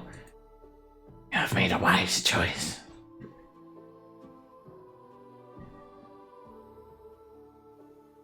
And can I go ahead and swing at him? That guy is right there. Sure. They don't look like they were going to attack you guys, but you can certainly attack them. Am I? And Am I doing none of picnic them, on you guys? none of them like seemed like they were going to attack at all. Uh-oh. None of them had weapons drawn or anything like that. But as soon as you draw your glaive, they draw daggers and weapons. And you're up first, Rocky. All right.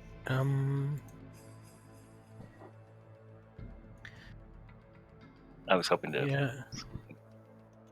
Yeah. Oh, good. That's okay. Fine. They just you know look what, I like think- just humans. You don't think they're going to last more than like 10 seconds against fighting you guys, for the most part. Oh.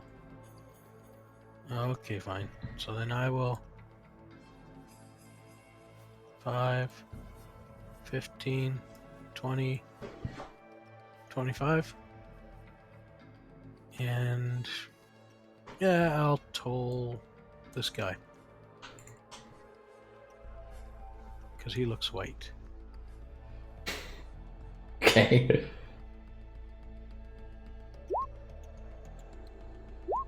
Oh, casual racism. Haha. He fails and takes 11 necrotic damage. He just smiles. That's his privilege to go first. I will gladly die for Zario. Yanzi Bin thanks you. My taskbar froze, so I can't hit end of turn. Alright, this cultist runs to you, Krusk.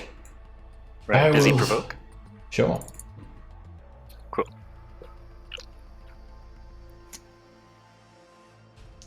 You just kill him instantly.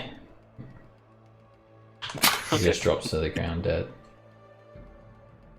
Like running up with a look like an ornamental was he mid- scimitar to Was he mid-sentence? he was. He just runs up. I will spill and you just clave him in the neck. Juliet.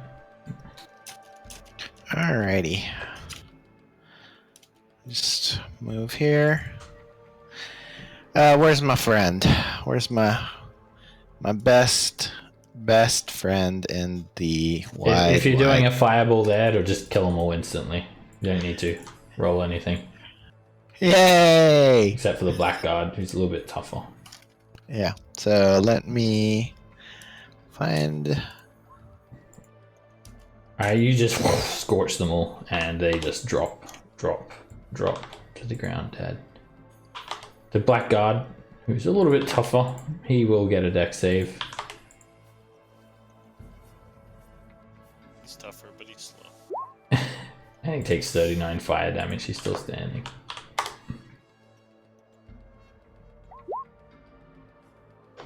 The cambium hisses at you, Krusk. You have made a mistake. Allow me to spill your blood. And with this fiery spear, uses Fury of the Nine, and that blackguard gets bolstered. Come, my god. Show them the power that Zario could grant, so maybe they will change their minds. And he has advantage on all attack rolls for the next minute. And then the Cambion,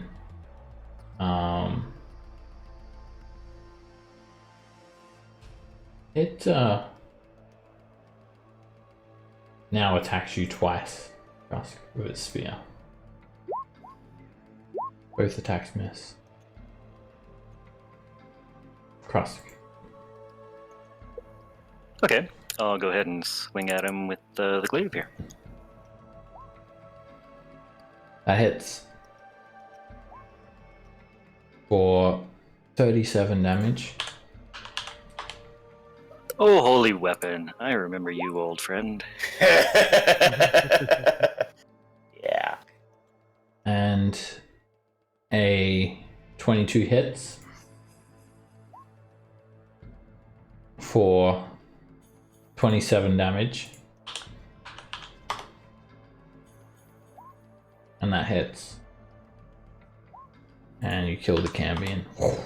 He just drops to the ground. Great, I still have 2 strikes left, so I'll step over here and spill some more blood. An 18 hits. For 32 damage. And that's a crit for 49 points of damage. All right.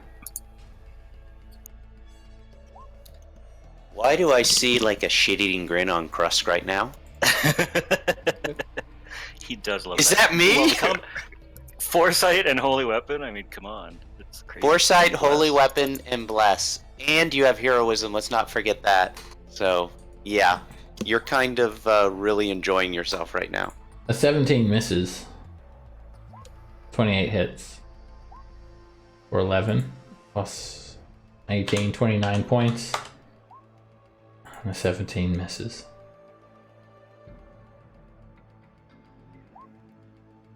Then you just grab his neck and snap his neck. He drops to the ground.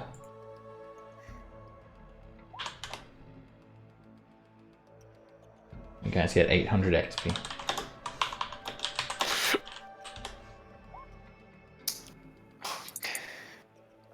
Well, I didn't feel like talking.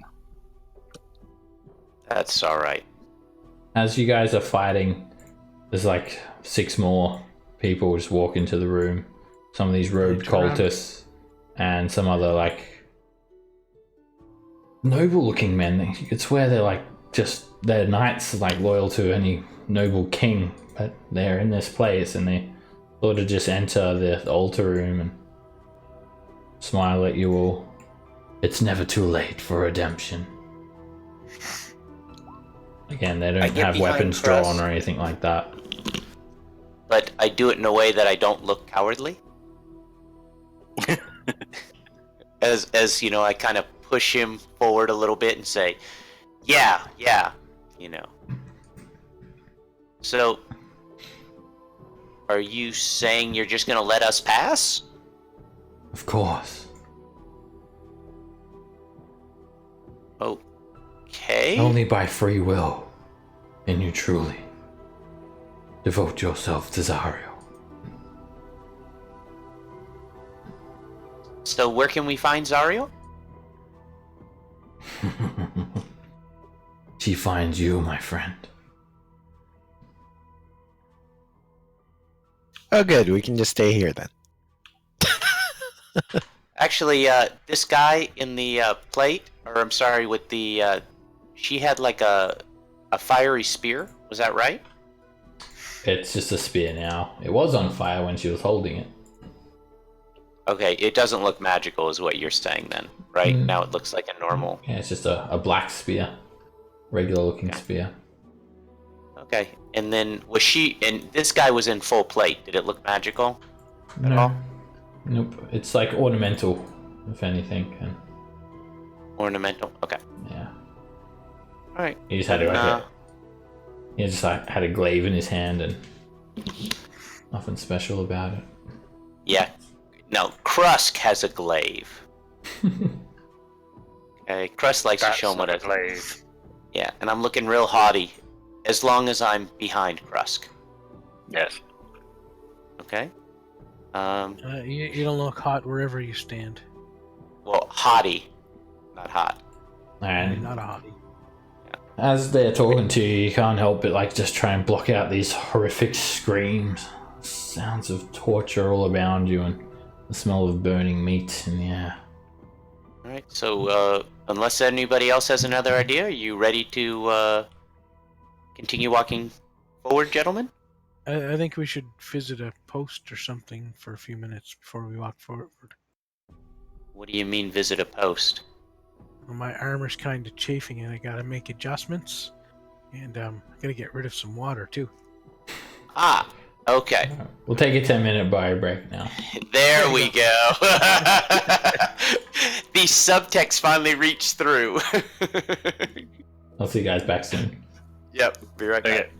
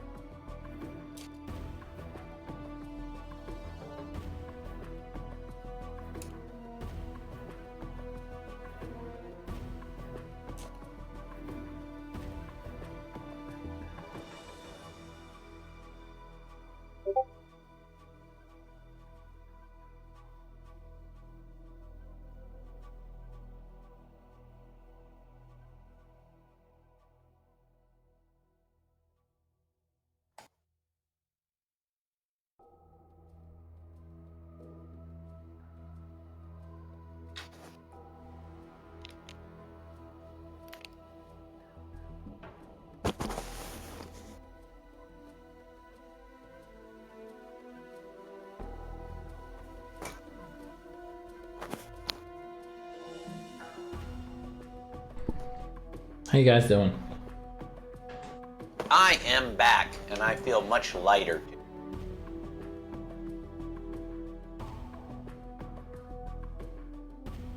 That is good. Very good. Alright, no dash for the meantime. Yeah, for right now, again, he's having to take care of his wife. Okay. He's trying to get back as soon as he can. Corwin said that he's like, shit, I forgot that I was roasting that thing. And then he just like goes He left away. the iron. Yeah, he left the oven on. And your holy weapon will be suppressed, Cross. It's not from Corwin. Yeah, it's from Rocky. Oh, Rocky. Yeah. Yeah.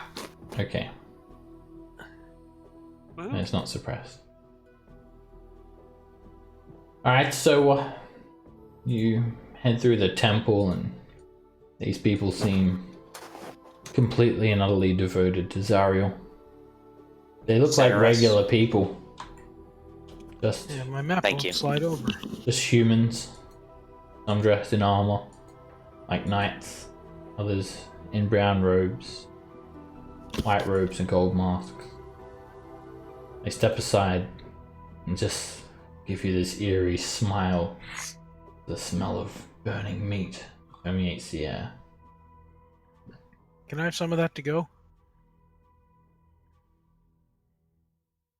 They just smile at you. A strange, wry smile.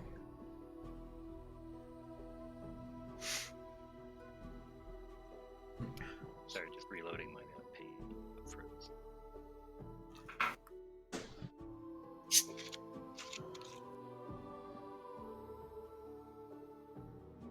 Okay. So, where to, guys? There is just one exit to this temple, and it's a way, right? 10-foot wide passage to the east. And how tall for those wimps that want to fly? 10 feet tall. You won't be able to get out of melee range. There you go. Alright. I just wait for Maharu to snap out of his stupor. Alright, as you come to this hallway, you just see they're all the walls are carved. There is a black door, and all of the stone is like this black. Sorry, not black. It's like this sort of reddish bronze. Everything's made from bronze. The walls are carved with the previous floor was obsidian. This is all bronze, and the walls are carved with lesser devils. Just you see spine devils and bearded devils mainly, all along the walls, suggesting this is like a lowly sort of area.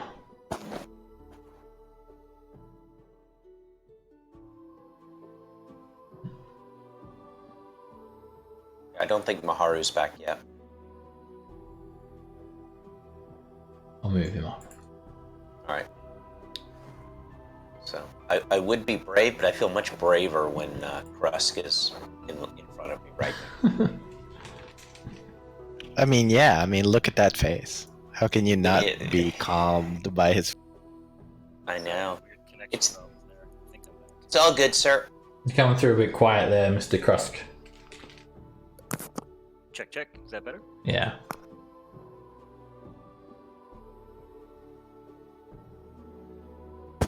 You. Yeah, sorry, I missed a bunch of stuff. Whatever we. Right. You're still coming through like way quieter than usual. Okay, I'll figure out my settings here. So you move through the halls of this ancient citadel, and again these carvings remain the same all through these halls, just of lesser devils, bearded devils and spine devils mainly. And you're seeing bronze doors leading off in all different directions. So do you think we should go through any of the doors, or just keep on walking down the hallways? Don't know.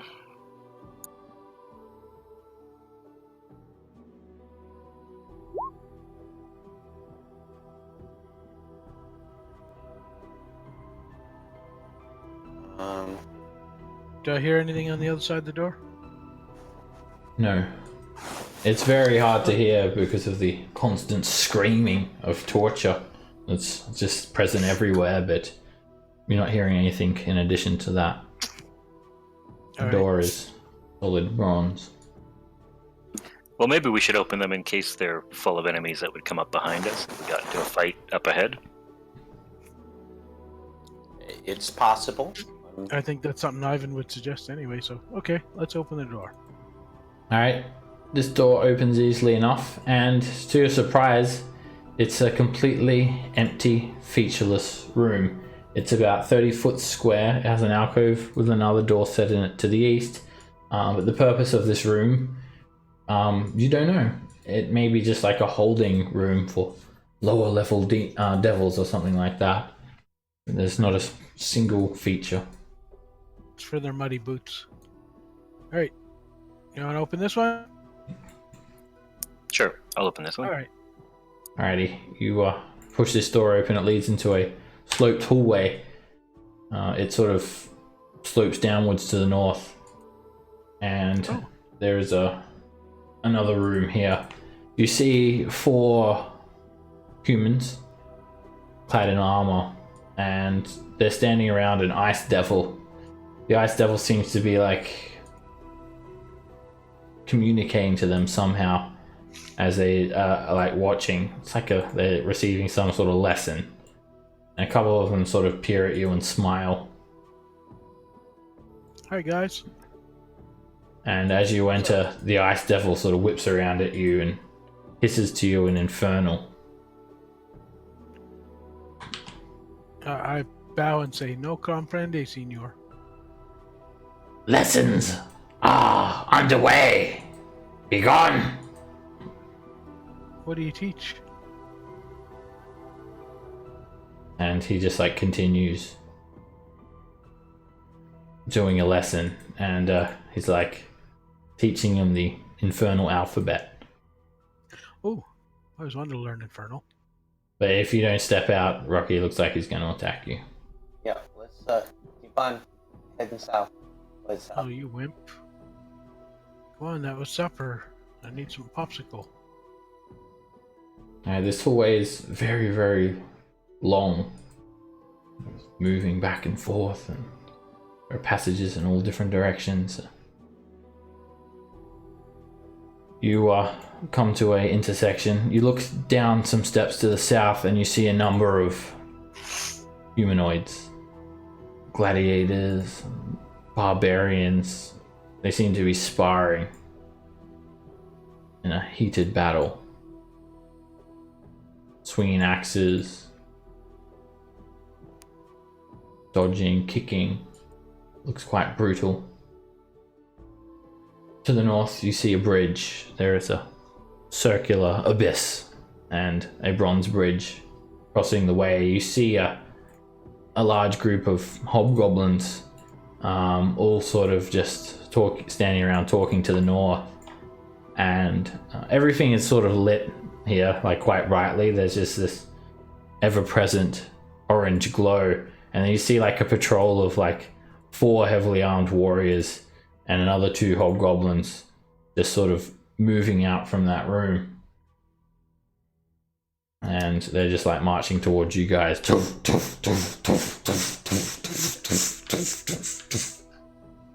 give them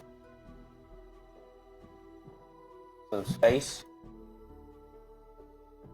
They all just like gaze at you guys as they walk by, and they head down. Let him pass. They head down into this room to the south here, and Hobgoblins, I want baby. you see one of these like heavily clad champions just like run in and just like kick another dude in the face, and they will just all join in the brawl. Okay. All right. Let's. It looks like there's a bridge here, and is that heading up? Yep. Oh yeah, it like rises about 15 feet, and then it goes down another 15 feet.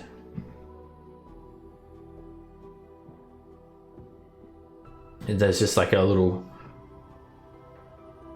round sort of chamber, but it looks sort of has like a cavern-like feel to it.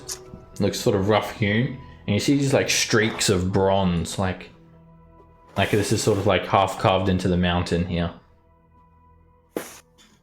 And there's like streaks of like bronze ore lining the walls. The hobgoblins are standing around talking, and then one of them sort of looks up at you guys as you enter.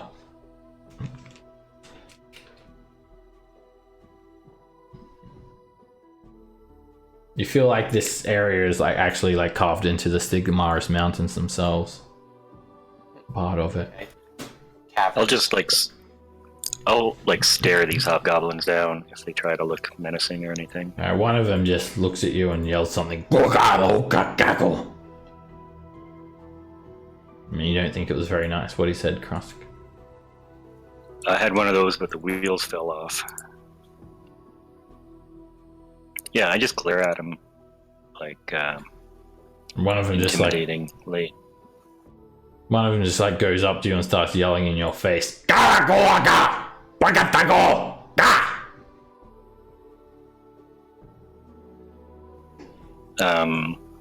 try to intimidate him with my face. Make a with my expression. Make an intimidation check. You can use make a strength intimidation check. You can use strength for the ability check with your proficiency bonus if you're proficient. Yeah, I am. So, although my strength, this would be better, I think. Alrighty, they just sort of chuckle at you. They don't seem intimidated by you. Yeah. I'm going to go ahead, Seb, and use my helm to comprehend whatever. Alright, they are just sort of chuckling at the moment there. Just sort of walks away from Krusk, and they start sort of quietly talking to each other now. You catch a few words, Juliet. Yes. If we ally with these creatures, Maglubiat will honor us with power and land. And it's just a dead end here in this alcove. And then one of the bugbears sort of yells at Krusk. Hobgoblin, sorry. Yells at Krusk again. Get moving on before we move you. Maharu, I'm gonna look for secret door here. Sure. Can I get a little guidance from my friend? Alright, this hobgoblin just like runs over and just swings his sword at you, Ivan. What are you doing? He swings his sword at me? Okay. Yeah. He just draws his sword and comes towards you as you're loitering there, attacking without hesitation. Alright. We told you to move on, now you die! They all draw weapons. Each hobgoblin is quite heavily armored, plate mail, shield, longsword. And you're up first, Maharu. You also do see a secret door there, Ivan. Yeah. Alright, you swing at the hobgoblin, he just dismisses a 16. Screw you, man. And a 19, he just whacks your Dragon Slayer with his shield. It misses. Fair enough. I will go to ambush. That hits. For 13 damage. And another 14 from Sneak. Give him the That hits. the elbow. For 11.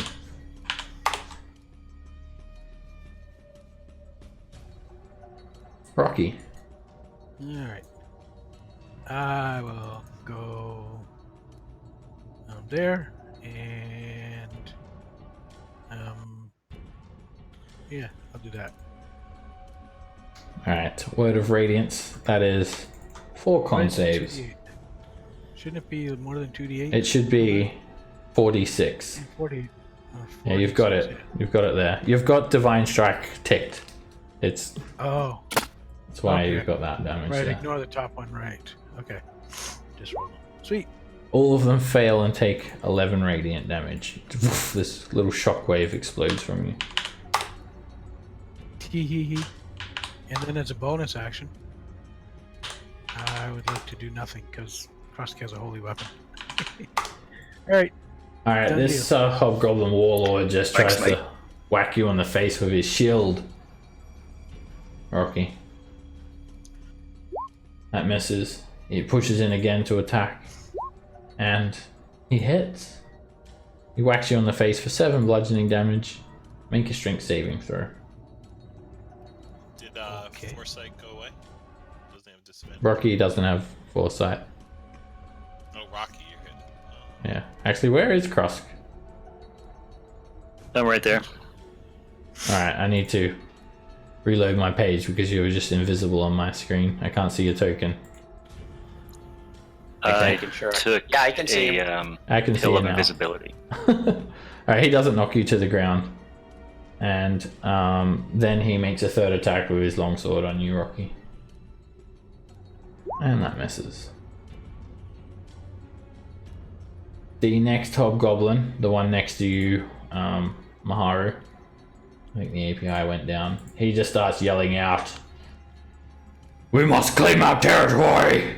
These would-be usurpers want to see us burn! Kill them all!" That is the one next to you, Maharu, yelling that out. And he bolsters his allies with that war cry. And then you realize he made a grammatical mistake because he didn't need to use would-be usurper. It's just usurper. But anyway. He hangs his head in And he shame. hangs his head in shame and dies. He doesn't benefit from his own war cry because he realizes he's grammatical. But the others aren't as smart. Alright, this so they have a 1d4 onto their attacks. I'll only roll it if it has a chance of hitting. The one in front of you, Krusky, attacks with his shield, trying to knock you to the ground. Swings once, swings twice, swings a third time, and all attacks miss. And that's that leadership ability, by the way. Krusk. Yeah, okay. I'm gonna step one up here, and then go ahead and swing my glaive at. Oh wait, which one? Show guy me who your just- path you're moving you, for right. me. Yeah, you're just. I just vanished from my own as well. Actually, I'm right like in between. Like I Oh, just mine stepped. There? I was standing one north. Yeah, exactly. Alright, it's one opportunity attack. It's going to be a shield bash. Which one? Which Does one he? did the How? bolstering? Oh, that guy over there. Yeah. Okay. It's a miss. Which one did the bolstering? The guy with a little Right. angel icon on him. Oh, okay. All right. Yeah, you didn't see the rune because the API went down, but it's this guy. Like, you didn't so see I'm gonna whose try to- turn it was, but yeah. I'm gonna try to hit him with a glaive. That hits. For 20 damage. And he uses his reaction to parry that, and he blocks a 22. Oh, really? Crit hits. For dead.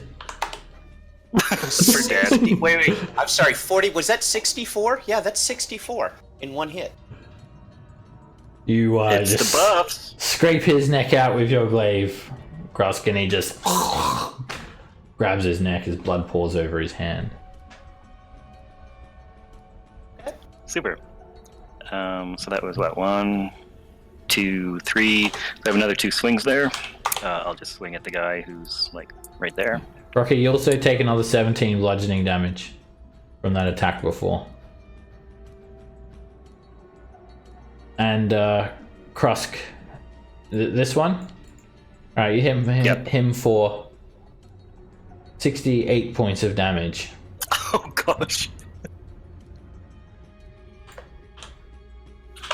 Is he still standing?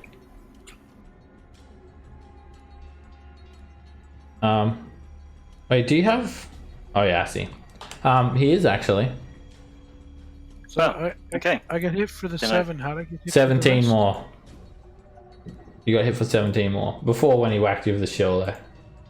We got to give you that damage. Oh, okay. Delayed damage. It's like the shockwave was hanging in the air. Oof. So yeah, I still have a bonus action from the killing that guy, so I'll hit this guy again. That hits. Another crit. You just crit him in the face and kill him. Super. And then I'll just nuzzle right into this little spot here. Right up close to these guys in Rocky here. He was weak. Don't listen to him and his grammatical errors. He'll lead you only to bad Grammar. grammar. And he uses leadership. He's bad at Grammaring. grammaring. That's the one. Ivan. The bad grammatization. Do I have a clear shot on this guy? Or who do I have a clear shot on? You have a clear shot on this guy. And yeah, you can be flying, but you'll be in melee reach as well. Right, yeah, that's what next thing I was going to ask was how high this is. I'm going to go ahead and hex this guy. And I'm going to blast him. A 19 misses. 17 misses. 14 misses. And a 19 misses. I giggle. Yeah. Hey, it's all good. Alright, and I am done. Juliet. Which one is damaged? This one? This one and this one. Yeah, they've got Hexter's mark on them. Yeah. Actually, all of them that were around me are damaged. Alright, so yeah, I'm going to hit that, and any other one that's mostly damaged. So, is it this one? I'm Yeah. assuming. This guy and this guy. They're both being hurt a little bit. Alright, I'm going to Wouldn't twin they- spell. Wouldn't the other guy next to me be hurt too? From my word of radiance that went like in 5 feet around me? Did all the he? squares around me? Oh yeah, he took 11. I thought I took that off, but it didn't. It didn't go away for some reason. Alright, well, Two is delayed damage. first one is the one that's hexed, That hits him for 17 fire damage. and then second one is the one below to the south of Rocky. That hits for 23 fire damage. And then I'm gonna go ahead and throw a mote at this guy. Okay. Once I find it. Wow. That hits him for 42 damage. Nice. Yeah, it's like I'm pretending I'm like Krusk and like, okay, my total round did as much damage as a Krusk crit. Yeah, it's all those buffs. Alrighty, this guy runs up to you, Rocky. Sweet. Roaring, and he's going to shield bash. Why not? 15 misses. Swings again. That's a miss. Then he does a longsword attack. And that's going to hit. Well, he gets a 1d4. So, all right, it hits you for. Whoops, didn't roll that properly. With his martial advantage, it hits you for 22 damage, Rocky. Alrighty. And finally, this hobgoblin attacks Krusk.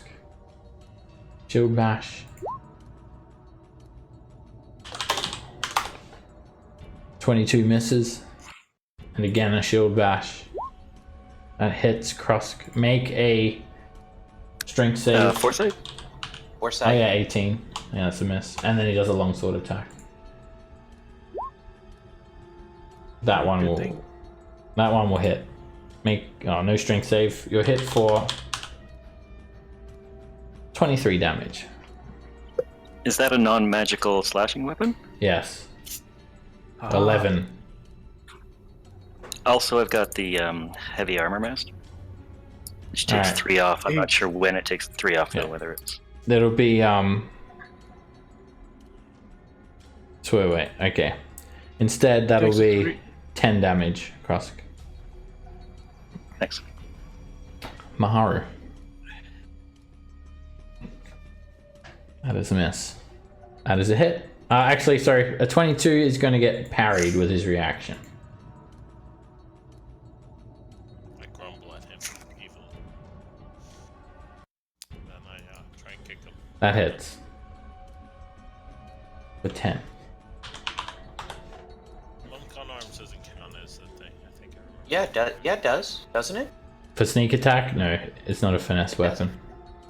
Oh, okay. I thought you got finesse on yours. All right. Rocky. I'm gonna bash the hurt guy next to me. On my left. That hits. And you bash his skull in.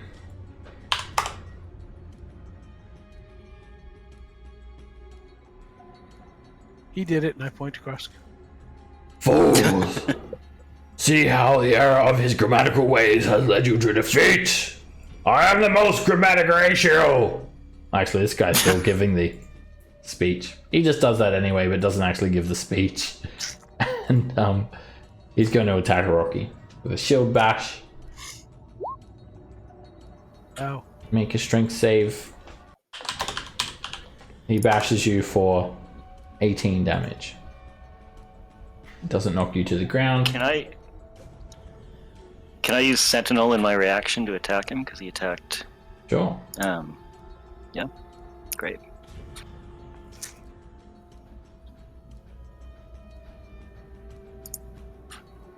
A 16 misses.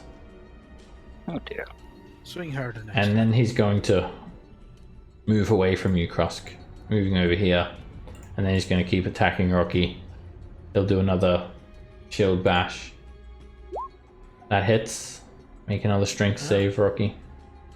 You take 4 bludgeoning damage. And he knocks you to the ground, prone. What? I don't have advantage on that? And then he finally finishes up with a longsword attack. And a 23 misses. Alrighty. Alright, just API just for some reason like to crash. Alright, they all just start targeting you now, Rocky, with the obvious advantage. And he's going to just start slashing with his longsword. That guy's dead. Oh, it was showing this guy for a second. I think I accidentally deleted it when it lagged. It's this guy's turn. That 16 misses. And No, that's the guy that just it's swung. it's this guy's turn. No, this guy's turn. This guy's turn now.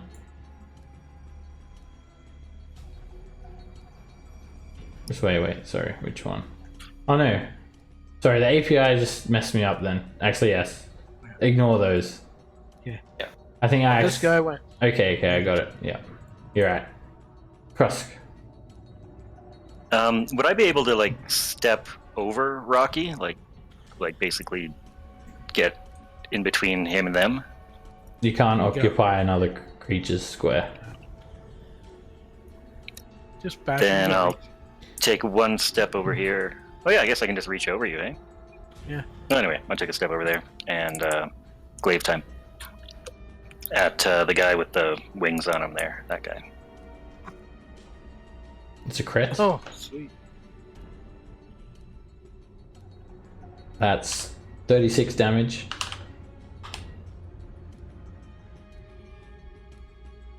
And Oh, that's another crit another crit. for 49. 49. That's just enough to kill him. The glaive explodes as you drive it into his chest. Haha. Super.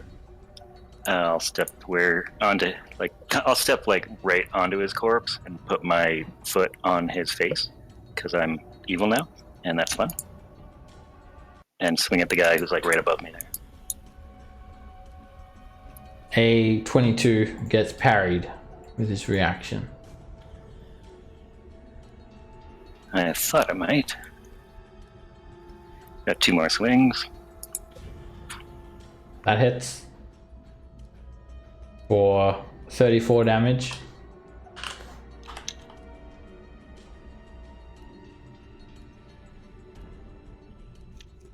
And you hit him for another 33, and you slice his neck open. Ivan. Feeling really cocky. Just got him down to 1. Has this guy taken any damage at all? He hasn't, has she? No. Alright. I'm gonna go Eldritch Blast him. 14 misses. A 30 hits for... Are you moving your hex? Yes. Okay. That hits for 13 damage. So push him back. Alright, you knock him up. Yep. Back against the wall. You knock him up. And then, What are you doing to him, Ivan? hey, don't ask, don't tell. Remember, we talked about that. Action at a 14 distance. misses. And I am done. Juliet.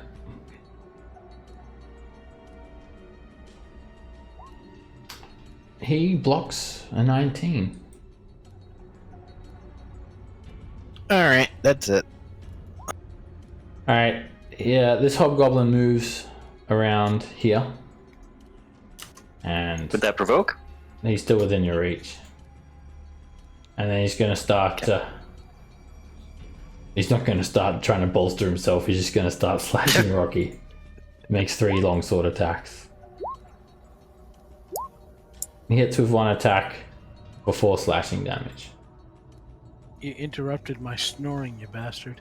That's all he can do. Now, would he provoke my sentinel attack? I guess he's not within 5 feet of me anymore. Yeah. You already used your yeah, sentinel that- attack this Clever. round. He's clever. He moved there on purpose so you couldn't sentinel attack him. Maharu.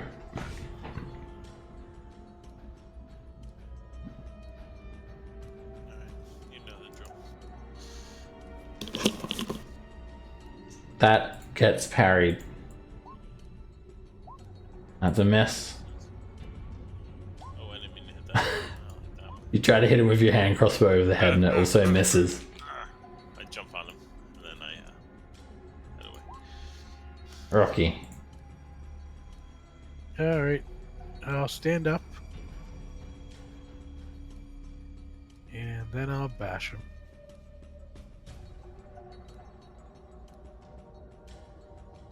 That hits for 29 damage.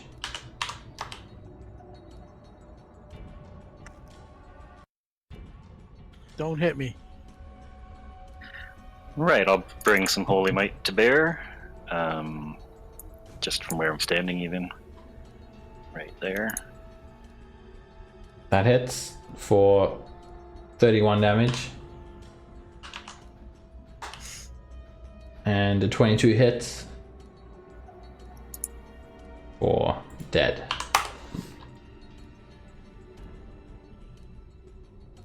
The glaive just rips him Okay. apart. Yep. They like Rocky, cleave straight through solid plate mail. Rocky, are you down by more than 70? Just 72. Okay. I'm gonna go ahead and an Aura of Vitality on you. Oh, I like you. You're a healing battery. That's what I do. That's what most of my spells go for. Is You it get 70? 54. I did a crappy one. You got 54 back. That's okay. I'm less than 20 away. Works for me. Okay. And by the way, I saw the secret door right here, by the way. Yay! Gorwin's back. 1950 XP for that encounter. We just fought a whole bunch of hobgoblins. Yeah, grammar Nazi hobgoblins. Very good, It's also- Maharu. It's also appropriate that grammar is spelled wrong. But that.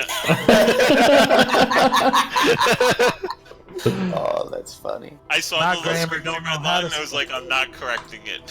Why should you? It's fine. My grammar don't know how to spell. She taught me. So there's a secret door here. I don't know if Mahara, you want to see if you might be able to do your thing. You noticed it. You open it. Oh yeah, there's a secret door over there. You're welcome. Thank you. Oh, you mean open it? Yeah, I'll look for traps and then I'll open it. Yeah, that was just what I was. Make a perception check. Oh. It looks like it's been cleverly hidden in the quite cave-like wall, but it's definitely not trapped in any way. While he's doing that, I'm seeing if there's any interesting loot on these hobgoblins. There's nothing that's going to interest you guys. That's a Plate mail, Merriam-Webster's sword, shield. dictionary. And I was gonna say A few little infernal. baubles and trinkets, nothing that's going to interest you guys at all. It's like a Library of Congress style. By the way, I missed it while we were talking. What is this a bridge over? An Troubled abyss. water. You just see utter blackness below you, as far as your eyes will permit. Whoa. Oh, Seb, I think I need to go. I was like, need to take care of something. Okay. So I tag out the sorcerers. Corwin, side tag. sort of, he comes in panic, like not knowing like how long he put on the roasted thing, and then Juliet's like, oh, I know that, and then quickly runs off because it's far more important than fighting. Yeah, And I'll take the time to add some more like doomed souls into the pot because I'm evil. All right, good night, guys. See you guys next week. Alrighty. Yeah. Take care. Later. Have a good one.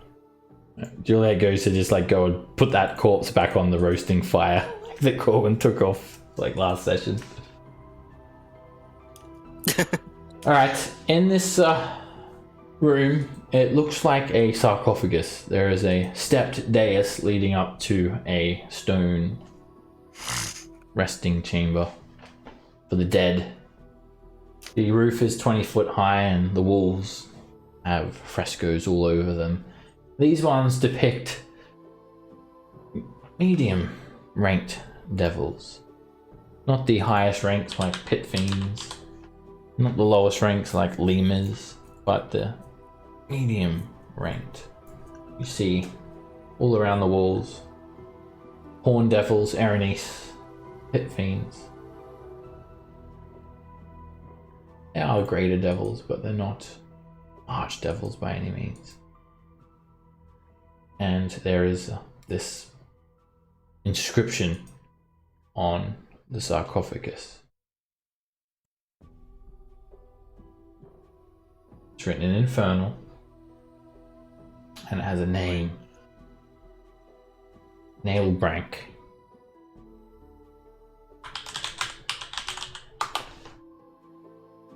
Does that mean anything to us? Have we ever heard that name before?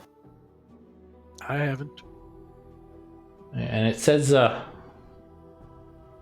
seems to be dedicated to a Duke of Dispel, one of the other layers of the Nine Hells. There is also just a little sort of symbol worked into it. Looks like a cross.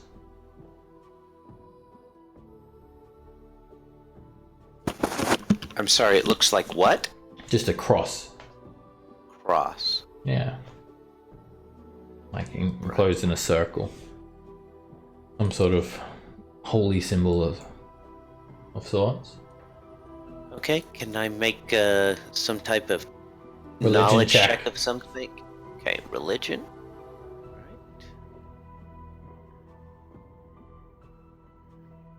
You've got no idea what it means, Ivan. All right. Anyone have any idea what this is? Does it look No. evilly? It's a circle with a cross in it, so it's up to you if it looks evil or not.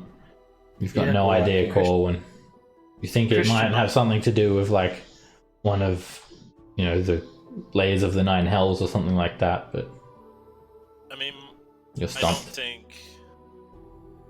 don't think that's the way into her secret lair, and I think opening an ancient evil sarcophagi randomly seems like a bad idea to me. Okay. The only thing I was thinking of was the last one we opened. We found we got somebody's true name.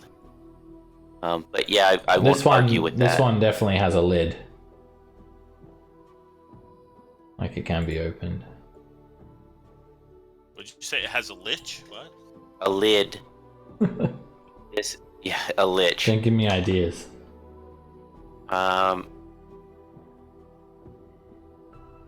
Do we ignore it, or do we see if there's anything useful inside? Oh, go ahead. Open it up. Would a detect magic reveal magic through the like stone? I think it's like It's less than a couple of inches. a certain thickness of stone. 1 foot of stone. You don't think the lid is... Okay, do you want me to? I'll burn a scroll of detect magic to see if there's anything magical about it. The lid could be a borderline 1 foot. You have to investigate to try and tell the dimensions. It's probably not worth wasting it. Well, I've got like a whole bunch of them. I've got like 10 of them. Oh, okay. I don't know. I just thought if, I don't know. Is there something worth in there? Is there a magic item in there that we could use? That's all. Hey, this is where you get the really good stuff, is my thought. And to be honest, we found a little bit, but not that much, and we burned through like about 200,000 gold accumulated. Seems like you want to open this, Ivan. Have at it. Yeah. So I'll cast it. I cast detect magic. Well, I was gonna see if you could check for traps. The trap is it's making us use all our I do those scrolls. things. We have 13 of them. Poke around, see if I see it. That's like four more days left the way we're going through them. Alright, you can see like magical runes just by the many. Just worked into these inscriptions, Ivan. Definitely magically warded. That's, well, you're supposed to make a perception check, not investigation. But I'll say that, oh, that's good. All right, so you detect the runes and you feel that, yes, if you open the lid, they're going to explode. You think they could be sort of dispelled by someone with knowledge to alter the runes, and that is how it's activated. Simply, if the lid is opened, the runes are going to explode. You're not sure what's going to happen. You can imagine it'll be a quite a large surge of necrotic energy. Perfectly safe, like Ivan. that. Go ahead and open it. I'll just stand back over here. Okay, we can. I mean, it's trapped, so that's what I was just curious about. Again, I could waste a spell to. Well, I would say waste. I could dispel magic, but I'll hold on to it just because we have a big fight. But we might put a pin in this just to remember. Well, if we might not get back back to this it. way. Yeah, we You're might right. not. So it's up to you. Do you want it or not? We can move forward. It's all right. But I found what I wanted to know. I just wanted to have an idea. Why don't we just deactivate it and open it? Okay, do you have to use dispel magic, or can you try to deactivate? You can do it with that? Arcana at the risk of having it explode Yeah. if you do it badly. Yeah, I don't know if Does anybody anybody is else? good. Anybody else have any dispel magics besides me and him? Well, no, but I have an Arcana skill. But yeah, it's Are not you? the- Yeah, it's not the. I mean, best. I'm proficient. You know what? Fine, screw it. I do I can dispel help with magic. bonus. Okay. Make a Yep. charisma check. Second.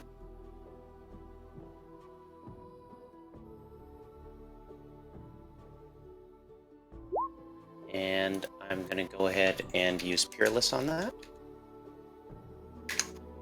So that is a 26. Alright, you feel that some dark magic guarding this sarcophagus, Ivan, and you feel you can hold it back for about a minute, but no more, as you dispel it or suppress the magic. All right, flip the lid. Okay, Do you want to push it, Rocky, and I'll stand by with the glaive ready in case something jumps Yeah. out? Yeah, Yep, I'll but push- help him because you'll need to help him. Or I'll help him. I'll help him. Oh. So There you go. I'll lift the lid. Is that going to be strength check or athletics or? An athletics check. Ooh. son of a bitch. You guys both try with all your might, Krusk and Rocky, to lift it. It doesn't budge. Well, it was Ivan and Rocky. Ivan. Rusk was. Oh, Yeah. okay. I was standing by to swing with a glaive So or something. maybe- You want to give it a try? Yeah, Krusk and Maharu, why don't you guys give it a try? And Sure, I'll do you now want me to ready. Yeah. Do you want to assist, or Yeah. I've got a pretty good athletics? Mine might be better, but Okay, I'll assist.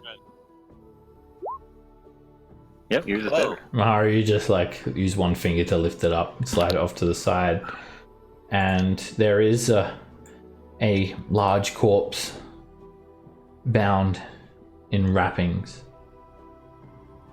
inside the sarcophagus. Maharu, Krusk, and Rocky.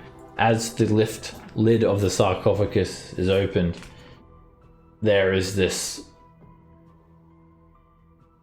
spore, like a cloud of spores that are released, and this funny sensation comes over you. Everyone make a charisma save if you're next to it there. Maharu, Krusk, and Rocky. It's not a poison. Not sure what it was, but you seem to resist it. You feel as if you're being cursed. But through sheer personality, you fight against this evil, and you stare down at this horrifying creature. It is about the size of a pit fiend, but it's wrapped up like a mummy. And it just lays there with its arms crossed, Oh, look at those necklaces. hands on Oh. shoulders. It wears adornment of gold jewelry. And it just has like this big slit in the middle of its face, like a mouth, like a fanged maw. And it speaks. Opens its mouth. You notice one of its hands is revealed. It's not wrapped like a mummy, it's just a disgusting, rotten hand. And it's just truly horrifying because it starts like moving its mouth.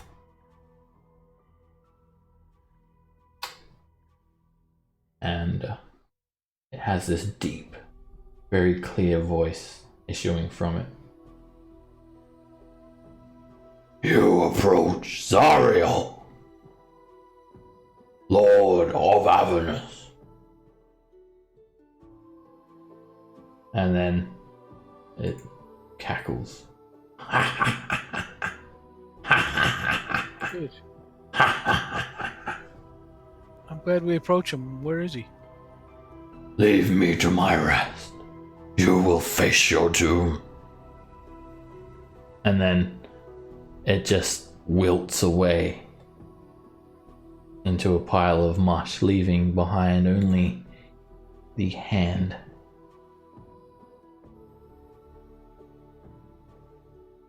Okay, I remind everyone we're on the clock. I can only hold this for probably about maybe 30 more seconds. Disgusting, rotten hand. It's I all that is left. I think his name is Venka. We should take the hand. What was that, Rocky? So I think his name is Venka. We should take the hand. Okay. It's an artifact. Yeah. His date and his name, you don't know. It might be Vecna. All right. I hold open the bag. Hey, Corwin, you want to get the hand in here? I want to get what? Broke up. The hand. Do you want to move this hand in the bag? Sure. He wants you to mage hand it for him. Yeah. Yeah, I made hand. All right. In the back. You get this Right, and- rotten hand artifact. And the jewelry. Yeah. Really magical. It's just like a single gold necklace worth 10,000 GP. Oh, okay. Oh wow. Rotten hand artifact. Alrighty. Alright, we close the lid. I get out of that room real quick in case the boards kick in and it explodes.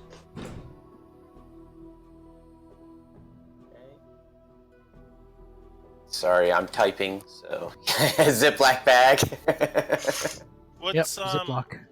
What's this red thing over on this wall? Is this It's another door.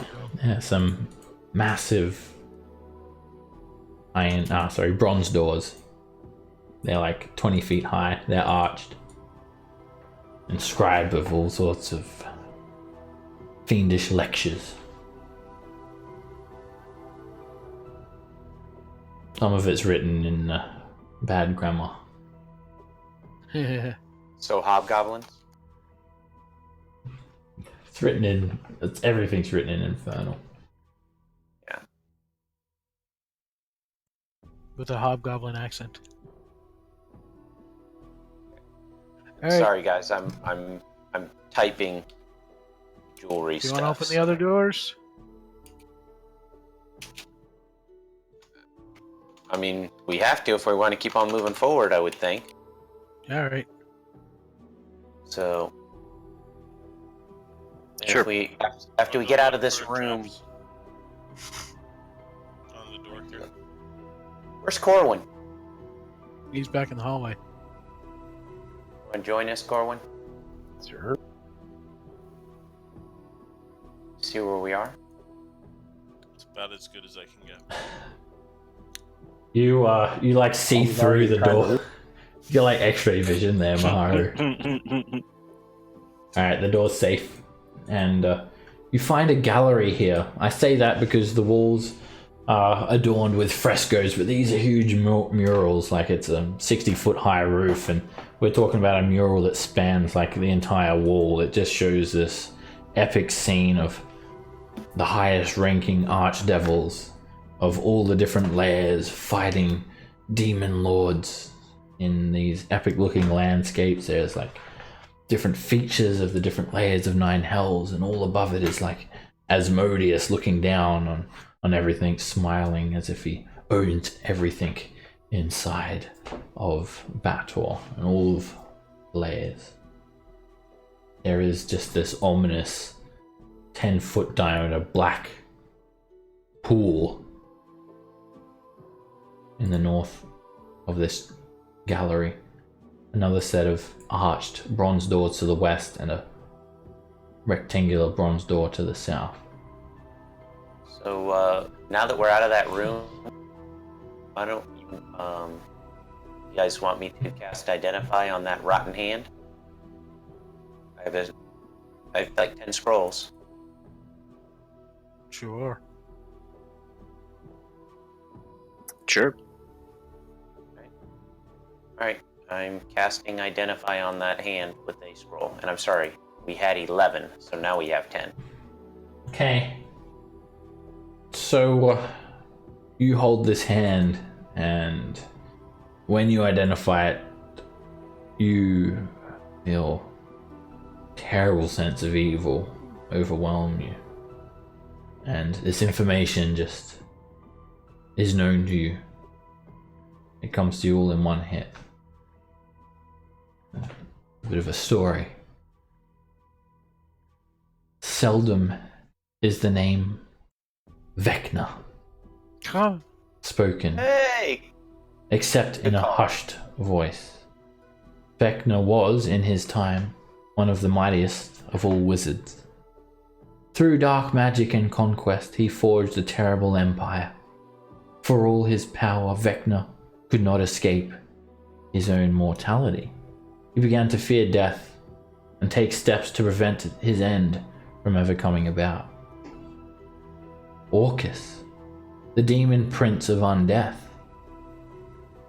taught Vecna a ritual that would allow him to live as a lich. Beyond death, he became the greatest of all liches.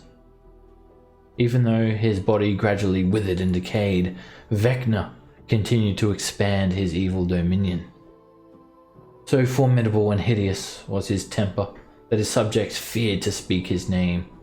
He was the Whispered One, the master of the Spider Throne, the Undying King, and the Lord of the Rotted Tower, King of the North.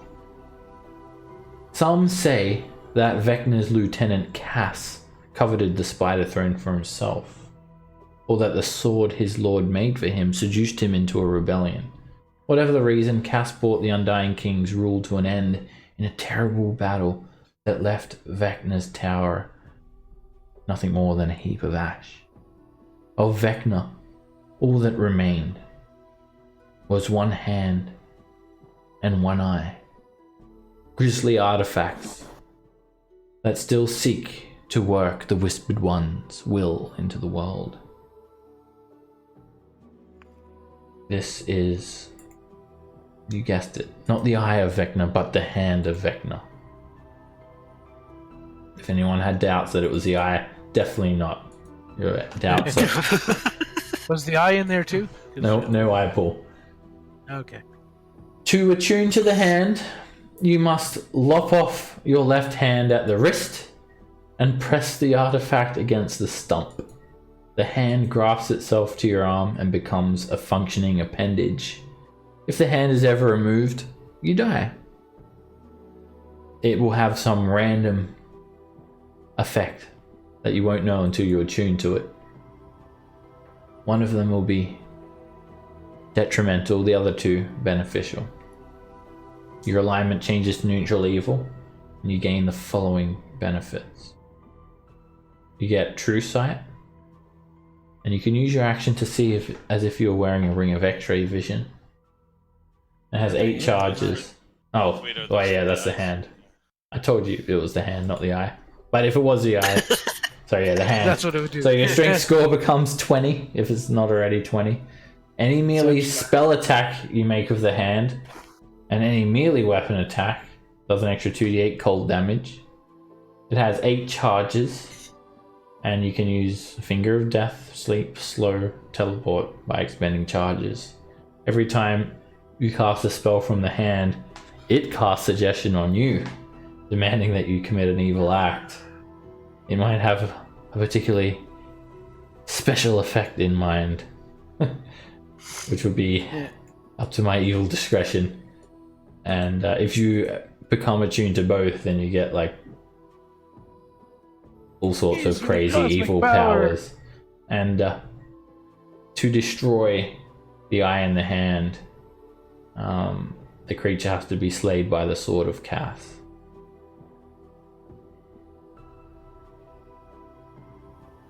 Two-day cold damage. So, Krusk is just looking at his hand with like his tip of his glaive near it. 2d8 cold damage. I'm sure Corwin is too. I just can't overlook that. But I mean, the spells would be way better on somebody else. You would expect that from half orc. And I already have a strength of 20, so it wouldn't help me as much. You just like, Ivan, you hear like this whisper in your mind, and you're hearing it a little bit too, Krusk. Yeah, apparently. Yes. Sorry, the meta there. Do it. Do it. Do the do. And it's because you have to remember, Ivan went from chaotic good to lawful evil. Just a quick little cut. It will be over. Yeah, we don't have time right now. I'll have to consider it later. Maybe. Think about it. It'll feel as if someone else is doing it. If you know what I mean. Wow!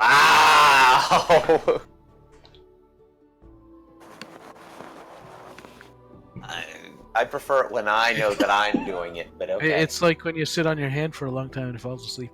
Someone else's hand. Uh-huh. Cast that Okay. magic missile. Yes, you've given us something to think about later, but right now we have to get to business. All right. Which door? Wow. I like how Maharu's like way far away. He's really scared of Ivan right now. I was just peeing in the corner, but I'm glad you pointed that out to everyone. Most people pull their pants down when they pee. They don't pee in their actual pants. Yeah, I know. We do it differently back in the. All right, we've got some doors right here, so we have something we'll need to consider. Okay, and you guys are like hearing the screams like even louder now. Like people are just being like tortured, like very close to you all.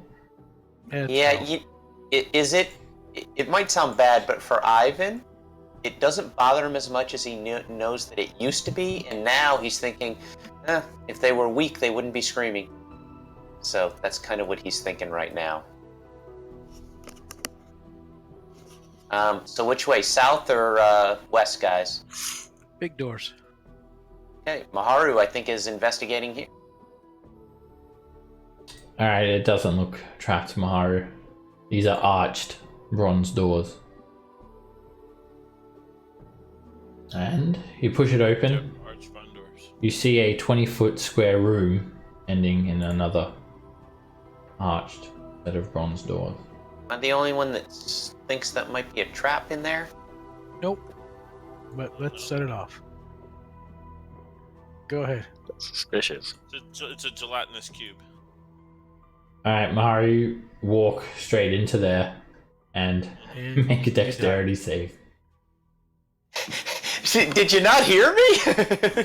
Alright, you just like feel the ground sink in a couple of inches, and then you just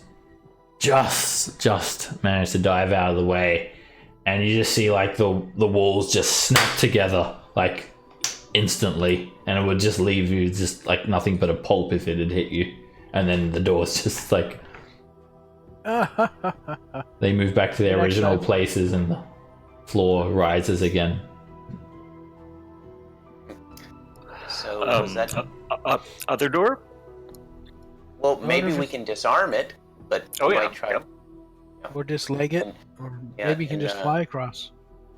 That is a possibility. Why don't we see Yeah, if we why- disarm it? Do I Hey. see where I could disarm it? Doesn't have arms. Yeah, you've seen how it operates now, so you don't need to like investigate. I mean, you would think that you could like jam it or something, Maharu, with or like disable it with thieves' tools. You just managed to disable it. There is a. You sort of put your tools down in a small gap and you've wedged it, so it's not going to activate now. Now we see All right. who's going to be the brave one. You. I think I'm still flying. Why do you think you're flying? Because I haven't changed my marker. How tall is this hallway? Could I be flying? This hallway is like huge, like 60 feet high. This room here is 20 foot square. All right, I'm gonna stay 10 feet above the ground. Okay. Are you pushing these doors open? Don't you only get like an hour a day? You probably don't want to just like. Oh, that's right. Yeah, good point. I better Do you have the walk. boots of flying? Yeah. Those are like 4 hours. You get 4 hours a day. So it's a non-infinite amount. Right. Let me do some perception here. You don't see anything there. They're just slightly corroded a little bit, made of bronze, arched, and you push it open. I accidentally hit. All right, this room looks like very fancy. Like the walls are mosaic, and they are of angelic scenes. You see planetars, solars, divas, kirans, spiritual celestial beings, brilliant rays of sun, and a cone-shaped fresco on the top half of the room, and the bottom half is the polar opposite. Pit fiends, ice devils, Erenice, devil rulers, and then a cone-shaped map of the 9 hells, and then you can make a religion check to try and discern what the other land is depicting here. The roof is 40 feet tall, so there is 20 feet on the upper level and 20 feet on the lower level, like separated, like a stark contrast between good or bad. And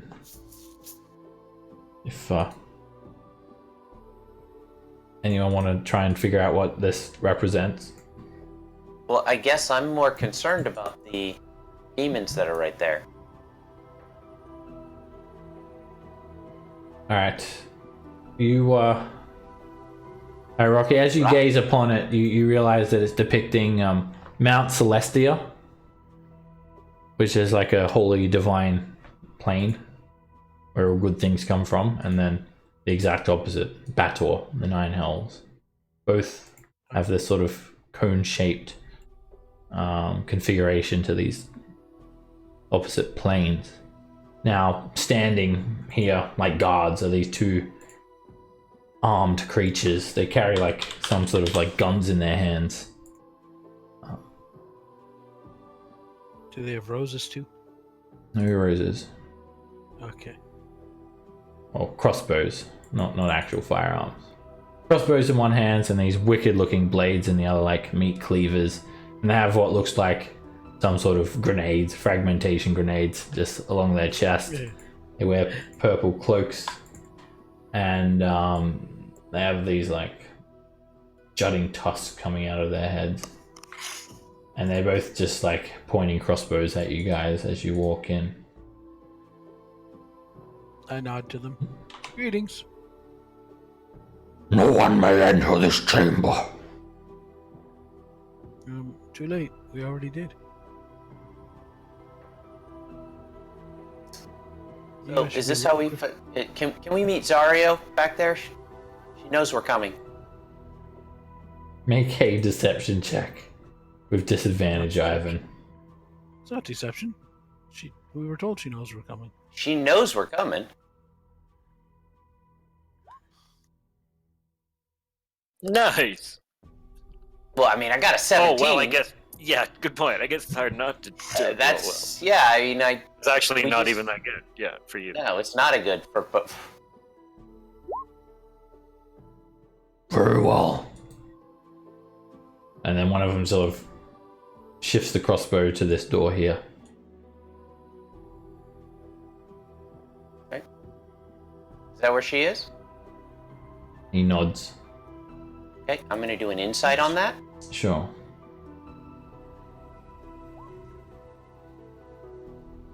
Yeah, he looks to be sincere. Okay. They just look like a couple of guards. You don't think they're like too smart, perhaps. They've got like heavy armor on. They definitely look like they could like do a bit of damage with these multiple like fragmentation grenades and wicked looking infernal daggers and brass crossbows that they hold. How far down there is she? Stand before the pool.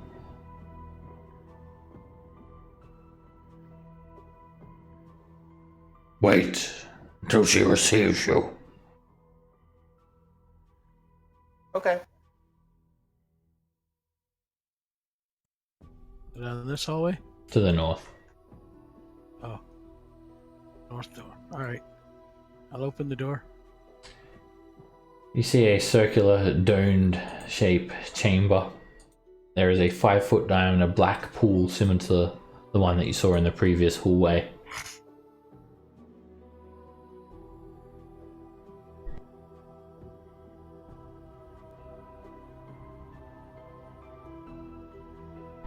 And are you going in, Corwin?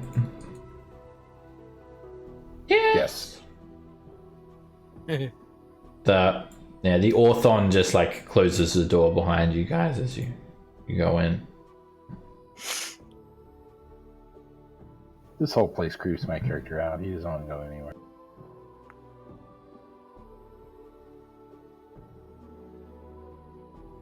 And as you stand there, you see the pool start to coalesce, swirl. And an image appears through the darkness of Zariel. Like you're scrying on her.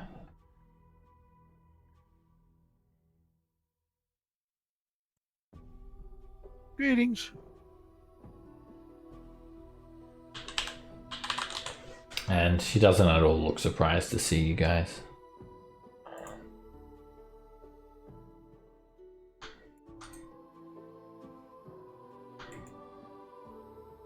So she sees us back. Oh yes. As if you're communing with her through some sort of Okay. like two-way scrying. Hello. You get a good look at her. Obviously feminine in appearance. She has these like hoofed feet. She's tall, 12 feet tall. She wears a crown of horns. Nothing more than fiery orbs in her eyes, and her wings are like sort of almost bat or draconic like in appearance, and they seem to be made of pure fire. She sort of holds her hands, fingers interlaced. Seems to be like just her. You can't see her surroundings by any means. Ah, the ones I saw on the front line. You have come to commune with me. Sure.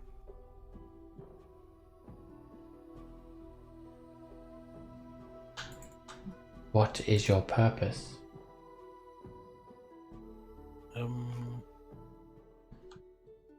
You take it, Tilton, because I always say the wrong thing. Look, It's a little late right now, but okay.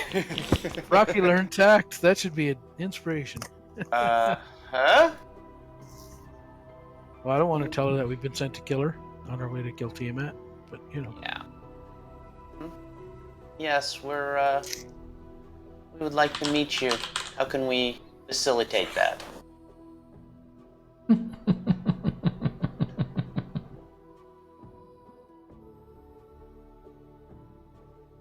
Like to meet me? Are you fools?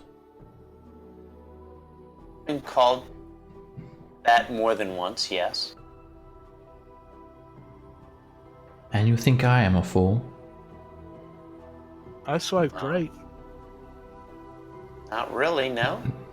Tell me now why I should let you live a moment longer. At a moment's notice, I could have 100 devils upon you all. And I could have one angry dwarf on them. Yep. We're even.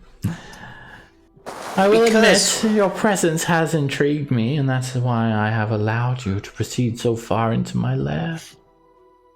And that's exactly why. Because we intrigue you. We're an anomaly that you normally don't see. What? You see this about what? About every 1,000, 2,000 years? Oh, did you know you have a gooey thing showing up in your basement with like eyes and stuff? And I am aware of the situation in Avernus, and I have several contingencies in place to prevent the demon advance. That is not your concern. But this might be your concern! And suddenly, Rocky, your parents appear in front of you. Dwarven, male and female. And they look at you with this sorrowful look in your eyes. And your mother speaks to you. Rocky! Rocky, help us! It's getting hot in here! Rocky! And then they just burn in front of you. Rocky, my boy! If it's getting hot in here, you should take off all your clothes. Their beards just You emulate, just said that to your mother? and they just are just burned alive in front of you. Yeah, well, my Mate. parents are dead. Make a wisdom save, Rocky. Alrighty. What is your alignment right You now? do have advantage, by the way. Alright, you fail the saving throw. And even with your hero's face, you become frightened. It is just too distressing for you. And even though, like, you know they're dead, Zariel just continues. Yes, I know they're dead. I torture their souls every day.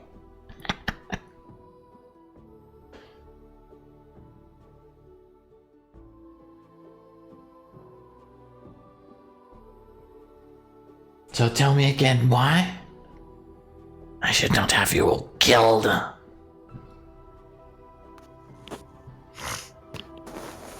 Again, because we're an anomaly. We're a catalyst right now that can represent great change. You have come here for one reason. To kill me.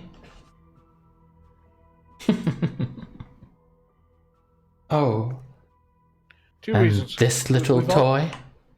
Yeah, we've come for that. You give us And, that, we'll just leave in peace. She shows you this scepter.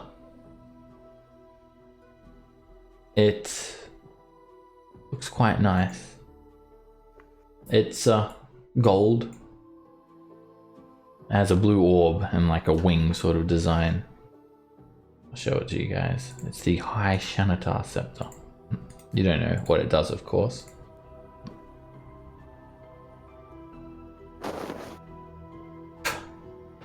Do you think I have risen to my ranks by allowing a group of puny little mortals to waltz into my castle and fight me, defeat me? No. It is No, true. but I think your knees are sore. You are strong. Perhaps. In single combat you may prevail. But I am a ruler of armies. Archdevil of Avernus. I have the advantage. And I always will.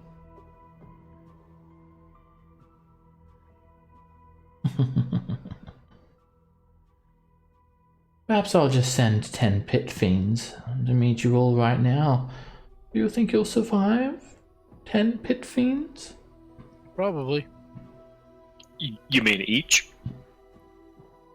Alright, her sort of smirk disappears.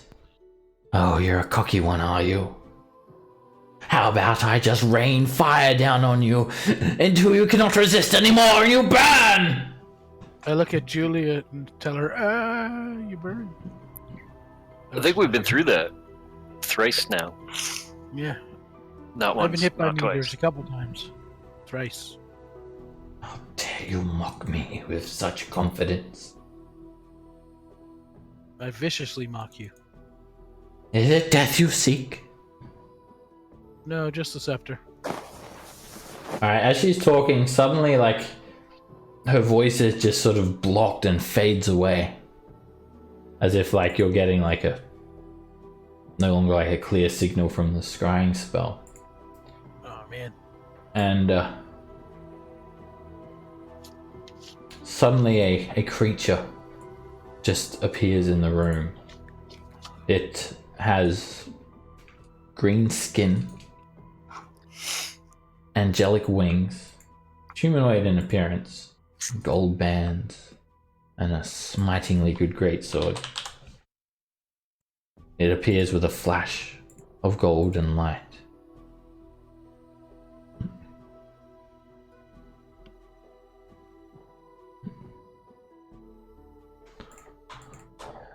Hail, adventurers.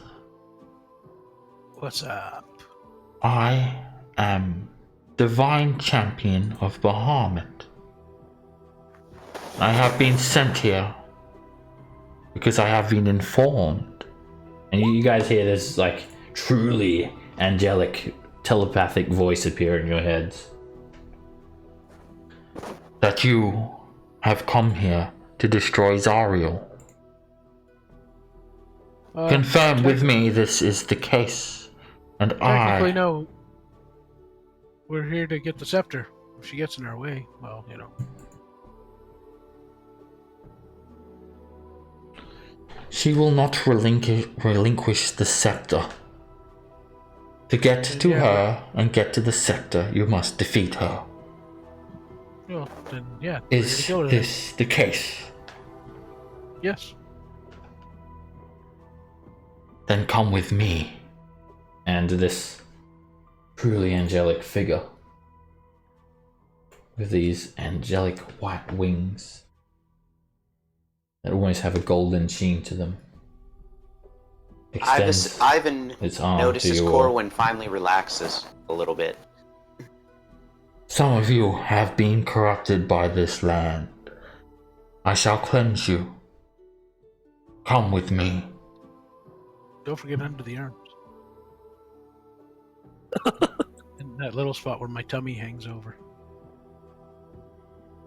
So This is there a portal? muscular, hairless, opalescent creature with white feathered wings starts to glow as you guys gather around it, and suddenly you're transported with a flash of white light.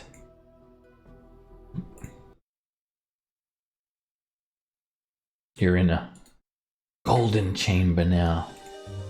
I'll just move your tokens onto the map. Actually, did I copy them? Alright, now I can did see. too. Alright, the planetar drops you there and then he just like teleports onto this set of golden steps.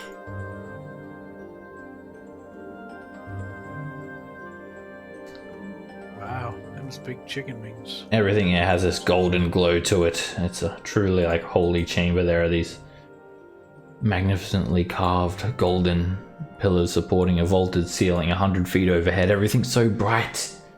It's sparsely illuminated. You see statues of women. They act as support pillars as well. They're like 100 feet tall and they have their hands held out to grasp the ceiling 100 feet overhead. There are golden braziers glowing on this stepped platform to the north. You see this beautiful effigy of an eagle with this glowing spinning crystal just floating in between its wings. There is the planetar that teleported you here. A just gigantic white celestial humanoid just standing atop the platform. A red-skinned angel standing near the base of the eagle. A yellow flying unicorn creature and another angelic creature riding on the back of it. I'm gonna throw my A Pokeball at that creature. planetar, an Empryon, a Solar, a Kirin, and a Diva.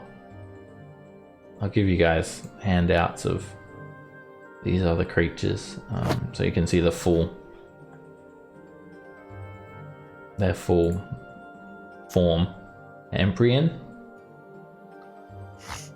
the Seen one of those before. Yes. Diva, you have actually. In fact, you might even recognize him. Yeah, it might be the same one. I The conjure a bar for them to walk into. Solar and the Kirin.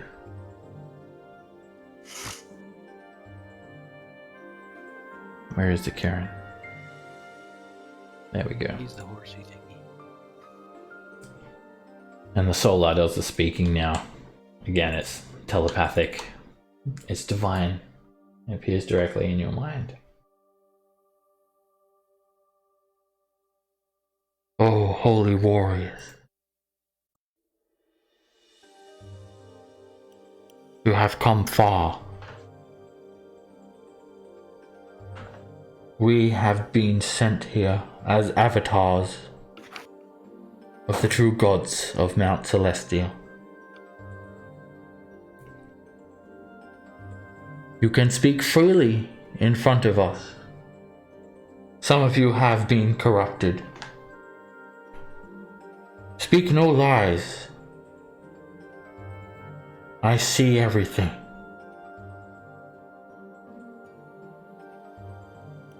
We have some questions we wish to ask you.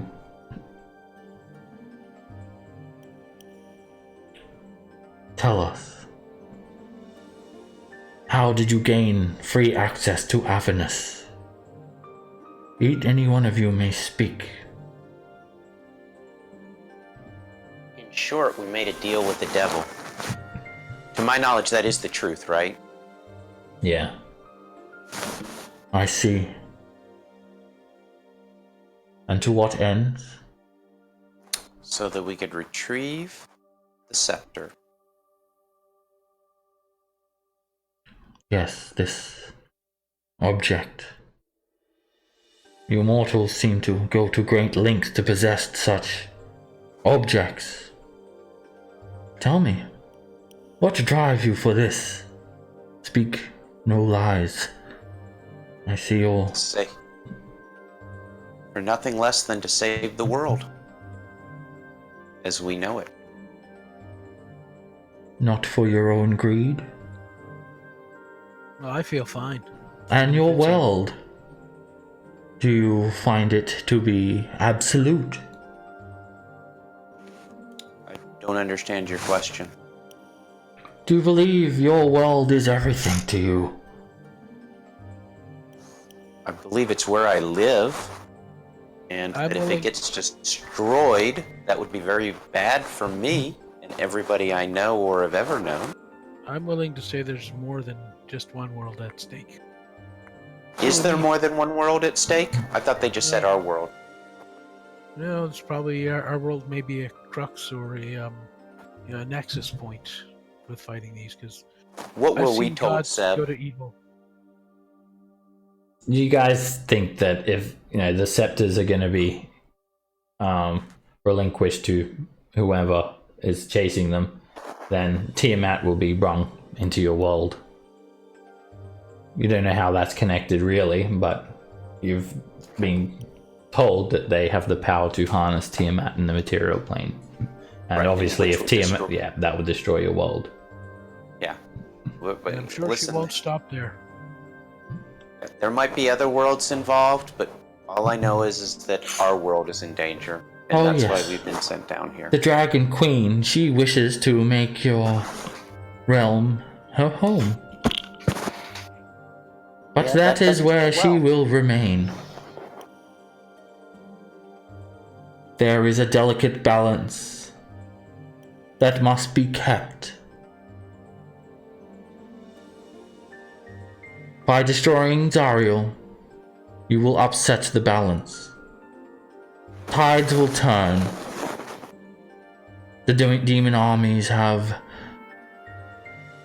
great power. Zariel is the only thing that may stand in its way. I hope you understand this, but we have brought you here to destroy you. Yeah, I was afraid you were going to say that. And I'm, suddenly this like fiery I'm getting beyond crust. this fiery portal just opens up to the south. And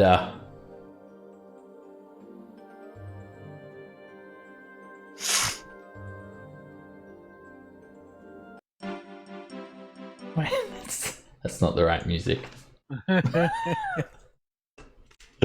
This big fiery portal opens up behind you, and it's like a flash of light. Even the Solar, the Planetar, and the Empyrean, they seem slightly surprised by its appearance. And it's hot. It just is like a stark contrast against this glowing light. It's got a very heated feel to it. It just reminds you like you're back in Avernus once more. And suddenly once the fire starts to subside. Your eyes adjust. Standing there, wreathed in flame, there is Moloch. I couldn't find the right track, but imagine there's some epic music going on in the background. And he's got his Always. he's got his many-tailed whip. He whips it. Let's get this party started! And that's where we'll end today's session. Aw, Indy. Whoa. Cool. All right, fine. We Thanks, like Ed. that. We can go another 6 hours. Come on. Yeah. It's going to be a big And, battle next week. Yes, it is, because none of those creatures are. Yeah. I thought he was getting in other things to beat us up with. And Yeah, you know. it appears that Corwin's these shoulders. these divine beings, they just see your world as nothing. Something to be Yeah. thrown away in the grand scheme of things. But perhaps that Yeah, doesn't we'll sit kill- right with you guys. We'll kill them and take their place. I just wanted to be a god. Yeah. Alrighty, guys. Alright, later, guys. Thank you all very much, and I'll see you next week. Thanks, We're going to guys. be starting off next Alright. week with a big fight. I'll see you guys then. Yes, we will. Later. See ya.